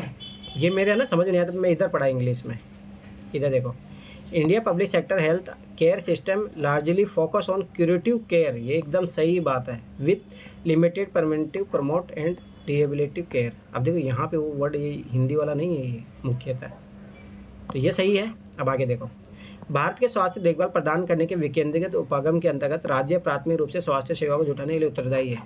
अब देखो याद करो, ये अलग बात कर रहा है, ये अलग बात कर रहा है, दोनों है सही। ऐसे पता है हेल्थ सेक्टर याद रखना समवर्ती सूची के विषय, तो प्राथमिक सेक्टर राज्य के अंतर्गत आता है, एकदम सही बात है। हम दोनों एक दूसरे की व्याख्या नहीं कर रहे हैं, ये चीज याद रखना, ठीक है। अब आ जाओ इधर, अब देखो डाटा काटो, सही हो जाएगा। देखो ध्यान से समझना, भारत को अपने राज्य क्षेत्र में रहने वाले विश्व की लगभग 18% जनसंख्या के पेयजल और स्वच्छता आवश्यकता पूरा करने के लिए प्रतिवर्ष भौम जल के 1/4 से अधिक जल का निष्कर्षण करने की जरूरत है। 18% जनसंख्या, डाटा गलत, यहाँ पे भी देखो 1/4 दिया है, कितना भी हो सकता है, गलत डाटा, गलत। दूसरा, संयुक्त राष्ट्र संघ की विश्व जल विकास रिपोर्ट के अनुसार, ये मत काट देना, ये कोई संस्था नहीं दी है, ये नॉर्मल रिपोर्ट बोला, भारत प्रतिवर्ष विश्व के भौम जल के 1/4 से अधिक जल का निष्कर्षण करता है। हाँ ये बात सही है, अरे मेंस में क्वेश्चन आया होगा अभी ये, ठीक है। तो ये चीज़ रखना, डाटा डाटा काटना, ठीक है। अब आ जाओ इधर, अब देखो ये क्वेश्चन कैसे सही होगा, ध्यान से समझना। यहाँ पे पढ़ो, आतंकवाद निवारण अधिनियम 2002 के अनुसार पुलिस के समक्ष अभिव्यक्ति की संस्कृति के साक्ष्य के रूप में प्रयुक्त नहीं किया जा सकता। याद करो, अगर ये स्टेटमेंट यहाँ से पढ़ोगे आप तब ये सही होता, परंतु ये बोल दिया आतंकवाद, भाई आतंकवादी तो ठोकेंगे, पीटेंगे, मारेंगे, कुछ भी करेंगे। वो कसाब वाली मूवी देखना, उससे नाना पाटेकर कैसे, मतलब समझ रहे हो ना भाई, उसको क्यों नहीं प्रयुक्त करेंगे, आतंकवादी की बात है यहाँ पे, तो ये गलत, तीनों सही नहीं होंगे। इसलिए मैं फिर बताऊँ मूवियाँ देखो तो थोड़ा सेंस रखा करो। अब आ जाओ इधर, नॉर्मल केस में नहीं हो सकता, ये चीज़ याद रखना। भारत के संविधान के अनुसार केंद्र सरकार का यह एक दायित्व है कि वो राज्य सरकार को आंतरिक विक्षोभ से बचाए। आर्टिकल 352, 356, 360 क्यों बने हैं? अरे संविधान में तो लिखे हुए हैं, अनुसार बोला, अनुसार, ऐसे नहीं बोला स्थापित परिभाषित करता, वो नहीं। अरे ये सही पता है, आपने पता ये तीनों चीज़ किसके लिए? भारत का संविधान राज्य को निवारक निरोध में रखे जा रहे किसी व्यक्ति को विधिक काउंसिल उपलब्ध कराने से छूट प्रदान करता है, एकदम सही बात है, नॉर्मल बात बोल रहा हूँ। ये बोल नहीं रहा कि संविधान में दिया गया है, परिभाषित करता है, ऐसा नहीं है, ठीक है। तो ये चीज़ याद रखना। अब आ जाओ इधर, ये क्वेश्चन देखो 2022 का मैंने बोला था, ये देखो मेरा ऐसे ही सही हुआ है। निम्न कौन सा एक देश है देश में गृह युद्ध और खाद्य संकट से त्रस्त रहा था हाल के पिछले दिनों में अति गंभीर दृश्य? सोमालिया। इसीलिए तो याद करो, इनके वो लोग बनते हैं पायरेट जो जहाज़ों पे कंट्रोल करते हैं। आपके फिर से क्वेश्चन आ जाएगा, ठीक है। तो ये चीज़ याद रखना, अरे याद भी रखना, ये इंपॉर्टेंट है, ठीक है। ये क्वेश्चन उधर दिया भी था ऐसे भी। अब आ जाओ इधर, ये क्वेश्चन देखो ध्यान से समझना, देखो जनरल स्टेटमेंट सही होंगे। भारत में जैव विविधता, याद करो, जैव विविधता is very very important topic for UPSC 2011 से। देखो प्रबंधन समितियां, नागोया प्रोटोकॉल, नागोया प्रोटोकॉल याद करो 2022 से 21 में क्वेश्चन पूछा था, 20 में नागोया प्रोटोकॉल किससे संबंधित है? ये याद करो, बायोडाइवर्सिटी से रिलेटेड है, तो 100% सही है। और मैंने बोला तो उद्देश्य कभी गलत नहीं देता, उद्देश्य को हासिल करने के लिए प्रमुख कुंजी एकदम इंपॉर्टेंट। अब आगे देखो, ये सही है, उद्देश्य से भी गलत नहीं देता हूँ। जैव विविधता प्रबंधन समितियों के अपने क्षेत्राधिकार के अंतर्गत जैविक संसाधनों तक पहुंच के लिए संग्रह शुल्क लगाने की शक्ति सहित पहुंच और लाभ सहभागिता निर्धारित करने के लिए महत्वपूर्ण प्रकार है, एकदम कार्य दिया है। ये एक्सप्लेन कर रहा है, गलत नहीं होगा, ये चीज़ याद रखना। कोई एक्सट्रीम वर्ड दिया है? नो। अब आ जाओ, ये क्वेश्चन ध्यान से समझना, इससे रिलेटेड मैं एक ट्रिक बता रहा हूँ, ध्यान से समझना। 4 फैक्ट हो, एकदम फैक्ट फैक्ट फैक्ट फैक्ट, जैसे 3 फैक्ट 1 सही, 2 फैक्ट 1 सही, तो 4 फैक्ट एकदम फैक्ट हो, तो याद रखना गलत होंगे, एक सही होगा बस। जब 4 फैक्ट रहेंगे, चलो ठीक है, ऐसे भी ऐसे पता लग सकता है, ध्यान देखना। और मैंने कितनी बार बोला भारतीय राष्ट्रपति निर्वाचन के बारे में, देखो मैं कितनी बार बोला हूँ, एक दो जरूर होगा वो एक्सप्लेन करेगा उस चीज़ के बारे में जो क्वेश्चन पूछ रहा है। ये पकड़ो चौथा स्टेटमेंट, पुडुचेरी के प्रत्येक एमएलए के वोट का मूल्य मान अरुणाचल प्रदेश के प्रत्येक एमएलए के वोट के मान से अधिक है। अब देखो क्योंकि अभी एक्सप्लेन कर रहा है, ये गलत नहीं होगा, यहाँ एक्सप्लेन नहीं कर रहा, ये गलत होगा, क्योंकि अरुणाचल प्रदेश की तुलना में पुडुचेरी में कुल जनसंख्या का निर्वाचित सीटों की कुल संख्या से अनुपात अधिक। अब मैं फिर बता रहा हूँ, इसी से अपन क्वेश्चन सही करेंगे। अब देखो ये सही है, मैंने बोला था एक्सप्लेन करेगा, एक स्टेटमेंट जरूर होता है जिसमें एक्सप्लेन करता है, अभी एक्सप्लेन कर दिया, अपन इसी को बेस बनाएंगे और सारे स्टेटमेंट पढ़ेंगे। अब देखो, संसद के दोनों में से किसी भी सदन या राज्यों की विधानसभा में नामनिर्दिष्ट किए गए सदस्य निर्वाचक मंडल में शामिल किए जाने के लिए अरे क्या बात करें, उनको नॉमिनेटेड मेंबर को नहीं चुना जाता, ये तो अपने को पता है, तो ये तो ऐसे गलत हो गया। आगे देखो, निर्वाचित विधानसभा सीटें जितनी अधिक होती है उस राज्य के प्रत्येक एमएलए के वोट का मान भी उतना ही अधिक होता है। अरे नहीं, सबका मान एक जैसा होता है। और याद करो मैंने फॉर्मूला बताया था जब 2018 में क्वेश्चन आया था, तब देखो विधानसभा की सीटें और वहाँ की जनसंख्या इंटू 1/1000, तो ये गलत है, ये तो सबका मान एक उतना ही होता है। अब आ जाओ, मध्य प्रदेश के प्रत्येक एमएलए का वोट का मान केरल के प्रत्येक एमएलए के वोट के मान से अधिक होता है। अब ध्यान से समझना है, फॉर्मूला क्या है, 1000 अपॉन जैसे मध्य प्रदेश की जनसंख्या, ठीक है, यहाँ पे जितनी सीट है। अब ध्यान समझना, जो डिनोमिनेटर में जितना ज़्यादा वैल्यू होगा उतना ही ज़्यादा कम मान जाता जाएगा। तो भाई केरल में तो सीटें कम है ना एमपी की तुलना में, तो एमपी की तुलना में कम है, तो ये ऑटोमेटिक केरल का मान कितना हो जाएगा, ज़्यादा हो जाएगा केरल के प्रति, तो ये गलत, तो ये एक्सप्लेन किया है सही, तो ये चीज़ याद रखना। और याद करो 2018 क्वेश्चन वो पता होता है। अब देखो ये ट्रिक, 3 लंबे लंबे स्टेटमेंट गलत होंगे, जो सबसे छोटा स्टेटमेंट सही होगा। मैं फिर बता रहा हूँ, ये नया ट्रिक पकड़ा है मैंने, तो ये चीज़ समझो, ऑब्जर्व जितनी बार इन पेपर को ऑब्जर्व करोगे उतनी नई नई चीज़ें निकल के आएगी, ठीक है। एक तो दूसरी बात, भारतीय इतिहास के संदर्भ में Alexander Rea, H Longhurst, Robert Sewell, James Burgess, Walter Elliot किसके थी जुड़े थे। अब ध्यान समझना, अपने भारत में अंग्रेजी प्रेस की स्थापना अपने को पता भी है। पहली बात अलेक्जेंडर कहाँ से जुड़ा था, मुझे इसका पता है, बहुत खनन था, ठीक है। देशी रजवाड़े गिरजाघरों की स्थापना, ये फालतू की बातें बोल रहा है, ज़्यादा इंपॉर्टेंट क्या है, आर्कोलॉजिकल डिपार्टमेंट याद रखना। अब आ जाओ इधर, अब देखो ये क्वेश्चन इस टाइप का ना, मैं कहता स्टिच क्वेश्चन 2 क्वेश्चन सही करके आना, 2 स्टेटमेंट। अब देखो ध्यान समझना, बेसनगर, देखो शिव मंदिर है, शिव की जगह क्या चेंज कर सकता है, वैष्णव, और यही किया है, ये वैष्णव मंदिर है, तो शायद बेसनगर गुजरात देखने कहाँ पे है। भाजा बौद्ध गुफा मंदिर, सही है ये। सीतनवासल याद रखना, जैन गुफा मंदिर है, ये याद रखना, आगे फिर आएगा ये क्वेश्चन, एक बार देख लेना बेसनगर किधर है।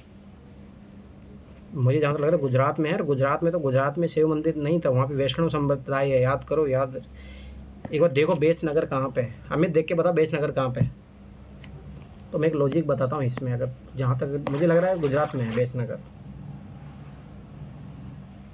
अमित है? हाँ सर, बेसनगर एमपी में है सर। एमपी में? हाँ, और भाजा पुणे में, और शीतल नवास तमिलनाडु में दिया हुआ है। ये तमिलनाडु में और ये एमपी में, ठीक है। अगर शिव मत अनुयायी देखोगे ना तो बंगाल वंगाल में पाए जाते थे, ठीक है, जो भी है, तो ये याद रखना। वैष्णव, दूसरा देखो, ये शैव मंदिर नहीं है, ये वासुदेव का मंदिर है। हाँ, वैष्णव वासुदेव मतलब विष्णु, ठीक है। चलो आ जाओ इधर, आप ध्यान से समझना इस क्वेश्चन को, यूपीएससी कभी मैंने बोला था नेशनल मूवमेंट से हमेशा क्वेश्चन आता है ओड ईयर में।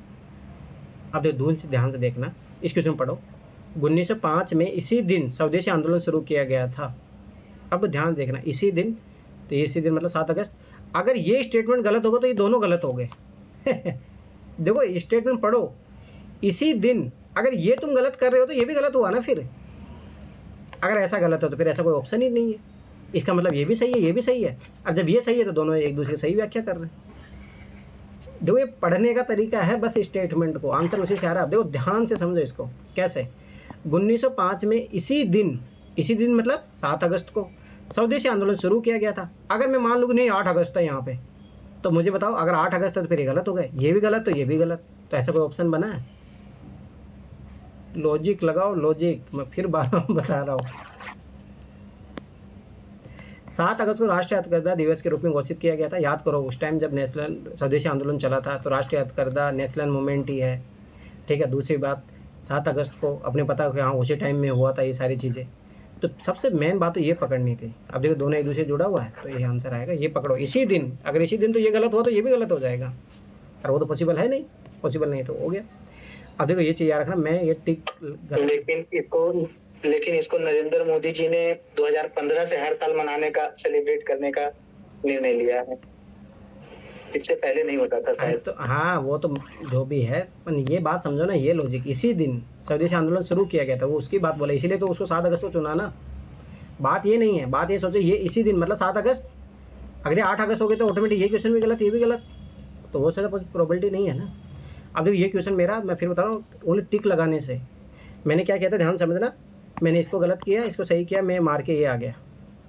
तो ये चीज़ भी याद रखना, एग्जाम में गलतियाँ मत करना। एक क्वेश्चन मेरा इसी कारण से गलत हो गया, नहीं तो 2.5 नंबर और बढ़ जाते हैं, ठीक है। तो ये गलतियाँ मत करना।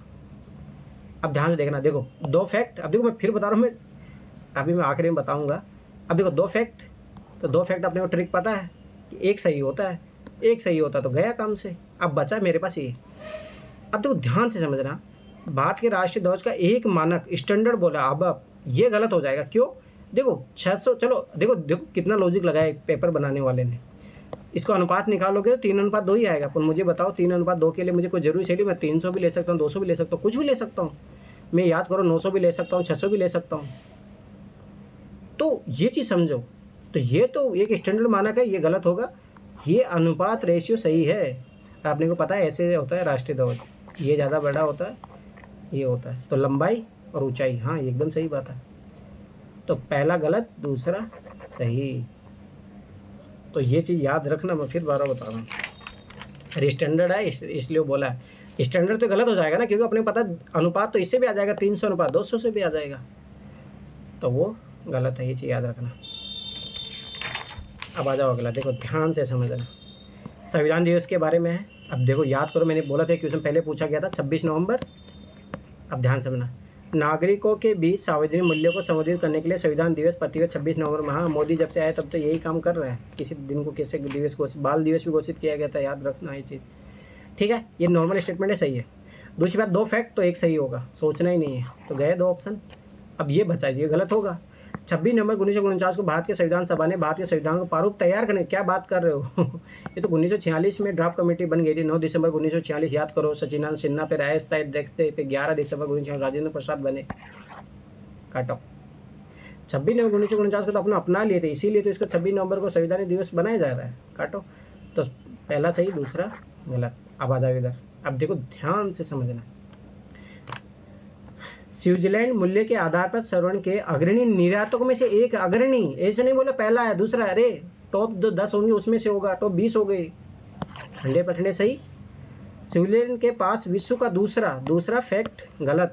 और विशालतम स्वर्ण, मुझे बताओ इतना छुट्टू सा देश है, छुट्टू सा, और आपने पता सोना वोना अफ्रीका में पाए जाते हैं, इतने बड़े बड़े देश है, अरे छुट्टू सा देश, सोचो विशालतम स्वर्ण भंडार पाएगा, गलत। तो 1 सही, दूसरा गलत। मैं फिर 12 बता रहा हूँ, ये चीज़ें पकड़ो। अब आ जाओ इधर, देखो इसमें कैसे ओनली लैंग्वेज का कमाल है, मैं फिर 12 बता रहा हूँ, ध्यान से समझो, ये एग्जाम नॉलेज से ज़्यादा लैंग्वेज पकड़ने का है।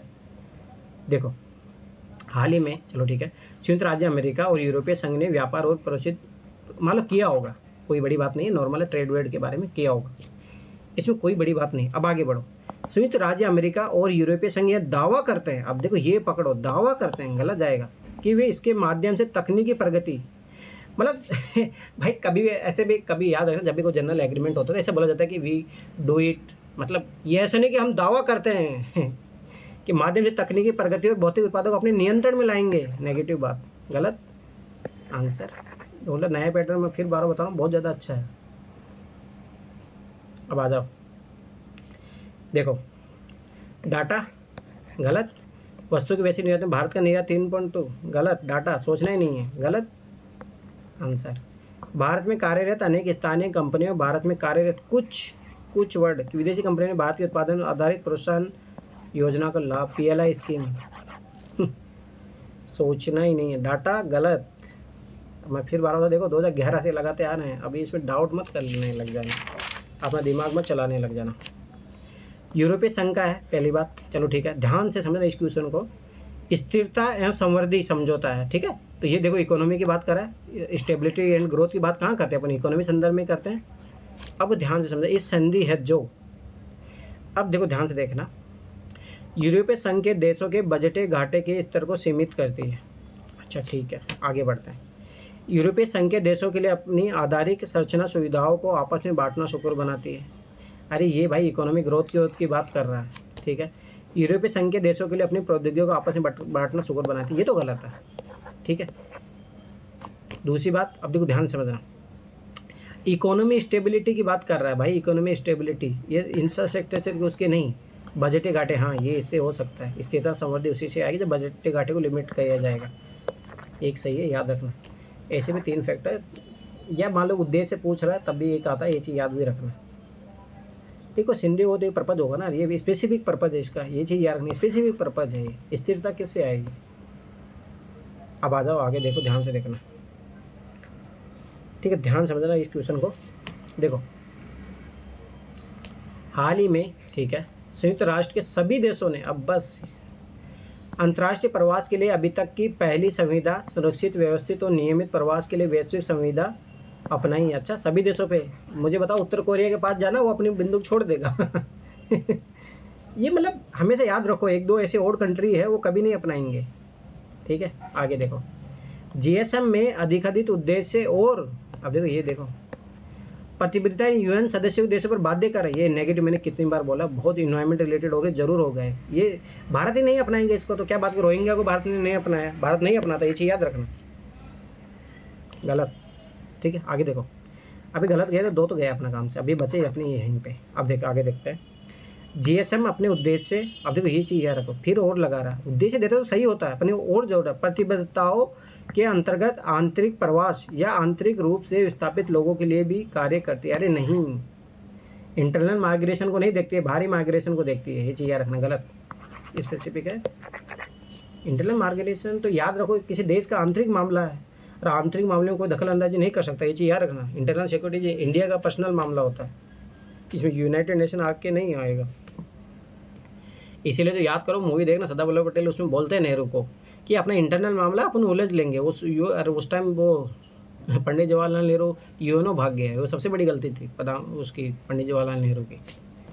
अब देखो ये क्वेश्चन 2022 में पूछा होता, ध्यान समझना, होम गार्ड। अब ध्यान से समझना, होम गार्ड याद करो, दिल्ली पुलिस के पास पुलिस नहीं है तो उन्होंने होम गार्ड बना के रखे हैं, तो राज्यों के हाथों में होता है, पहली बात, ठीक है। होम गार्ड को होम गार्ड अधिनियम और केंद्र सरकार के नियमों का अधीन। अरे क्या बात कर रहे हो, राज्य सरकार बोलेंगे हमें कुछ तो छोड़ दो, पुलिस ऐसे भी राज्यों के हाथों में होती है, केंद्र सरकार सब ले जाएगी तो क्या होगा, ठीक है, गलत है ये। अब आगे देखो, होम गार्ड की भूमिका या उद्देश्य सही दिया रहता है, ये चीज़ याद रखना। भूमिका आंतरिक सुरक्षा बनाए रखने में पुलिस के सहायक बल के रूप में, एकदम सही बात मैंने बोला था ना, होम गार्ड, ठीक है। अंतर्राष्ट्रीय सीमा तटीय क्षेत्र में घुसपैठ रोकने के लिए कुछ राज्यों में सीमा विंग होम गार्ड के बटालियन स्वरूप स्थापित, एकदम 100% सही है, कुछ वर्ड। अब आ जाओ इधर, ध्यान से समझना इस क्वेश्चन को। देखो शासकीय गुप्त अधिनियम है 1923 का, ठीक है। अनाधिकृत रूप से पुलिस या सेना की वर्दी को पहनना, ठीक है, शासकीय गुप्त अधिनियम में 1923 में। अब जहाँ तक देखोगे तो गुप्त तो बात उससे, इन्फॉर्मेशन ऑफिशियल सीक्रेट एक्ट याद रखना, उससे होगा ना, अनऑथराइज वर्दी पहनने से इसलिए होगा। चलो ठीक, आगे देखते हैं। भारतीय साक्ष्य अधिनियम 1872 है, ठीक है। अब आगे किसी पुलिस अधिकारी या सैनिक अधिकारी की ड्यूटी में तैनात होने के दौरान जानबूझकर उन्हें गुमराह करना या अन्यथा उनके साथ हस्तक्षेप करना, हाँ ये बात तो सही है, ठीक है। आगे देखते हैं, बंदूक तोप से अनुप्रस्थ गोली दागना जिससे कि अन्य लोगों को व्यक्तिगत सुरक्षा के लिए जोखिम हो सकता है, तो ये तो सही होगा, आयु उसके लिए रिलेटेड है, तो ये तो सही है, ठीक है। अब जो गलती हो ना, शासकीय गुप्त अधिनियम, ऑफिशियल सीक्रेट एक्ट याद रखना, इन्फॉर्मेशन रिलेटेड है, ये गलत है। अरे पढ़ो, ये शासकीय गुप्त अधिनियम, जो मान लो, ध्यान समझना, जब कल अब आप जाओगे ना किसी ऑफिस में IPS बनोगे तो आपसे शपथ दिलाई जाती है कि आप जो भी ऑफिस की इन्फॉर्मेशन होगी आप घर पे भी जाके डिस्क्लोज नहीं कर सकते, तो ये चीज़ याद रखना, ना कि वो वर्दी पहनने से रिलेटेड नहीं, वो आचार संहिता लग सकती है उसमें, वो लग सकता है।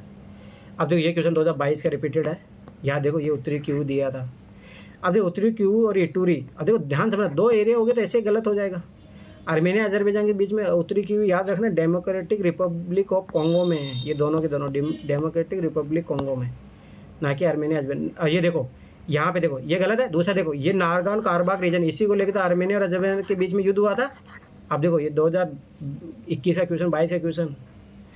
अब देखो ये गलत, तो ये दो ऑप्शन ऑटोमेटिक गलत चले गए। ठीक है, ठीक है। अब आगे देखो खेरासन और जपेरेजा, ये याद रखना ये वो उसके हैं, यूक्रेन के हैं, ना कि इजराइल और लेबनान के बीच विवाद। ठीक है, अपन आपकी बारी इंपॉर्टेंट हो जाएगा, याद रखना। तो तीनों के तीनों गलत है, याद रखो। ठीक है, अब देखो आगे देखो अरब शांति पहल। देखो अरब इजराइल ने कुछ अरब राज्यों के साथ राजनीतिक संबंध स्थापित, कुछ, ये तो 100% सही होगा।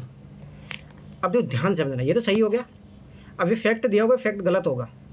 अरब शांति पहल सऊदी अरब, ठीक है, सऊदी अरब की मध्यस्थता में इजराइल और अरब लीग के बीच स्थापित हुआ। अरे सऊदी अरब तो विरोध कर रहा है इसका यूएस के द्वारा हुआ है, और इसमें अमेरिका का रोल था, एक मुझे पता भी था ऐसे भी। दूसरी बात फैक्ट, सिंगल फैक्ट तुम्हें याद करो, और ऐसे भी सऊदी अरब कभी नहीं होगा। ठीक है, लिबरल कंट्री कौन है, यूएई है। ठीक है, तो पहला सही, दूसरा गलत, सी आंसर।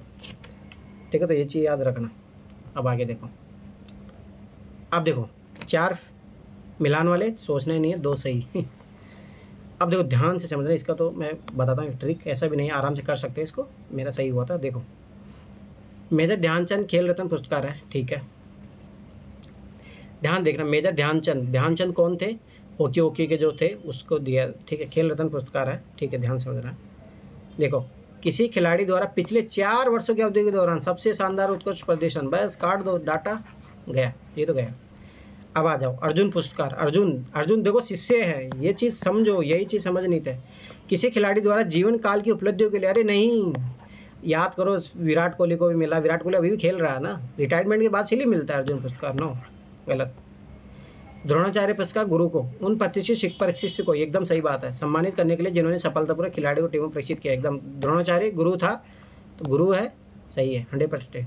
राष्ट्रीय खेल पुरस्कार खिलाड़ी द्वारा रिटायर्ड होने के बाद भी किए गए योगदान की सराहना करने के लिए, एकदम सही बात है, प्रोत्साहन। ठीक है, तो 2 स्टेटमेंट सही है। अब आ जाओ इधर, अब देखो ये मैंने बोला था 4 फैक्ट 2 सही, ये नया ट्रिक अपने पता लगा, सही है। अब देखो 44वीं शतरंज ओलंपियाड 2022 के बारे में ध्यान समझना। ये पहली बार जब शतरंज भारत में आयोजित हुआ था, तभी तो पूछा है क्वेश्चन। भारत में पहली बार, याद करो, वहाँ पे सीतारमण गई थी, प्रधानमंत्री मोदी गया था, तब पहली बार हुआ, तभी तो, बार बार होता तो कौन जाता है। ठीक है, अब आगे देखो, देखिए ध्यान देखना, ओपन सेक्शन में जीतने वाली टीम के लिए ट्रॉफी वेरा मेंचिक कप होती है, ध्यान समझना। अब देखो ओपन सेक्शन में जीतने वाली टीम के लिए वेरा मेंचिक, अब देखो ये थोड़ा महिला का नाम लग रहा है। आगे देखो महिला विभाग में जीतने वाली टीम के लिए ट्रॉफी हैमिल्टन रसेल, अरे कहाँ, ये तो लड़कों का नाम है, ये इंटरचेंज किया पक्का यहाँ पे, 100% थे, दोनों के दोनों गलत है, अरे ये सही है। अब आ जाओ इधर, देखो डोनबास, ये पता होना चाहिए, ये यूक्रेन में है। ठीक है, तो पहला गलत। ठीक है, काचिन याद रखना, ये ब्रह्मा में है, ना कि इथियोपिया में, गलत। टिग्रे याद रखना, इथियोपिया पे, ये बांध था, इसीलिए क्वेश्चन बना हुआ अभी तक। दूसरा देखो ये दोनों गलत, तो ये डोनबास यूक्रेन। आवाज़ आ देखो ये क्वेश्चन 2022 वाला, हाल एक वर्ष में चाड, गिनी, माली, याद करो, सूडान, 2022 का क्वेश्चन, अंतर्राष्ट्रीय ध्यान आकर्षित किया है। दूसरी बात देखो मैंने क्या बोला था, 3 बड़े बड़े लिखे रहेंगे, जो सबसे छोटा लिखेगा वही आंसर है, ये पकड़ो। ठीक है, ऐसे पता होना चाहिए। सतर्कता पलट, दक्षिण पूर्व प्रसार, क्या बात करें, इससे क्या मतलब है, चीनी बेस स्थापित करना है, सब जगह क्यों करेगा, दुर्लभ मिलेगा तो सब जगह मिलेगा ना।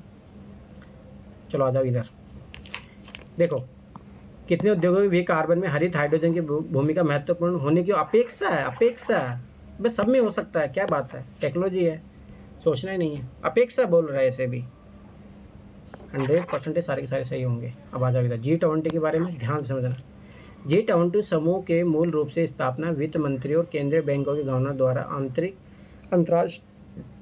अंतर्राष्ट्रीय आर्थिक और वित्तीय मुद्दों पर चर्चा के मंच के रूप में की गई। चर्चा, डिस्कस, थोड़ा बहुत पता होना चाहिए, वित्त मंत्री जाते हैं, ये सही बात है, और RBI गवर्नर जाता है। ठीक है, नॉर्मल बात है, ऐसे भी। देखो डिजिटल सार्वजनिक बुनियादी ढांचा भारत की G20 प्राथमिकताओं में से एक है। एक भाई डिजिटल अवसरों को कैसे बढ़ावा दे रहे हैं, ठीक है। ऐसे जनरल स्टेटमेंट देखो एक, अब देखो अब मैं तुम्हें कुछ चीज़ें बताता हूँ, ध्यान समझना। देखो इस टाइप के वर्ड जनरल स्टेटमेंट सही निकला, दोनों स्टेटमेंट। अभी और देखो ऐसे 3-4 क्वेश्चन थे जिसमें सही 4 नहीं बहुत ज़्यादा थे। अब देखो ये लॉजिक पकड़ो। अभी आज मैं तुम्हें देखो कुछ चीज़ें नहीं बताता हूँ, ध्यान समझना। ये देखो दोनों सही। अब आगे देखो और देखो जिसमें दोनों स्टेटमेंट सही थे, जनरल दिया हुआ था।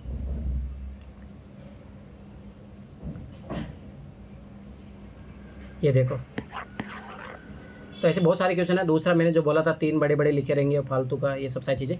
अब देखो कैसे पेपर अटेम्प्ट करना हो तो एक क्लास में बाद में ले लूँगा, पर अभी बता देता हूँ। जैसे मैं क्या करता हूँ, स्टार्टिंग में एक बार पूरा ऐसे देख लेता हूँ जो क्वेश्चन आ रहा है, एक बार फटाफट से भाग के। तो ऐसा हो रहा था इस पेपर मुझे 2-3 क्वेश्चन ही आ रहे थे, फिर उसके बाद में मैं क्या करता हूँ कि पूरा पेपर सारे क्वेश्चन करते जाता हूँ, और जैसे ऑप्शन हो उसके साथ साथ ही भरते जाता हूँ, ठीक है। तो बाद में बता दूँगा कैसे क्या करना है, ठीक है। अब मैं फिर बता रहा हूँ, इस पर R&D कर लो, ठीक है। 2011 से लेकर 2023 तक, और ये ट्रिक बार बार वापस से दोबारा देख लेना, ठीक है। तो GS कंप्लीट हो गया अपना। और रहा कोई एक आध क्लास लगेगी उस ट्रिक बताने में, वो तो ऑलरेडी मैं देखो जब एक्सप्लेन नहीं कर चुका तो इतना कोई ज़्यादा इंपॉर्टेंट नहीं, फिर भी एक क्लास ले लेंगे उसका आखिरी में, ठीक है। अब कल CSET करेंगे। CSET में कल जो मैंने PDF दी है उसका रिवाइज करेंगे पहले, फिर उसके बाद में 2023 लगाएंगे, ताकि कॉन्फिडेंस भी आएगा कि वो PDF से कितना इंपॉर्टेंट है और कैसे अप्लाई होती है वो, ठीक है। चलो बाय बाय, गुड नाइट।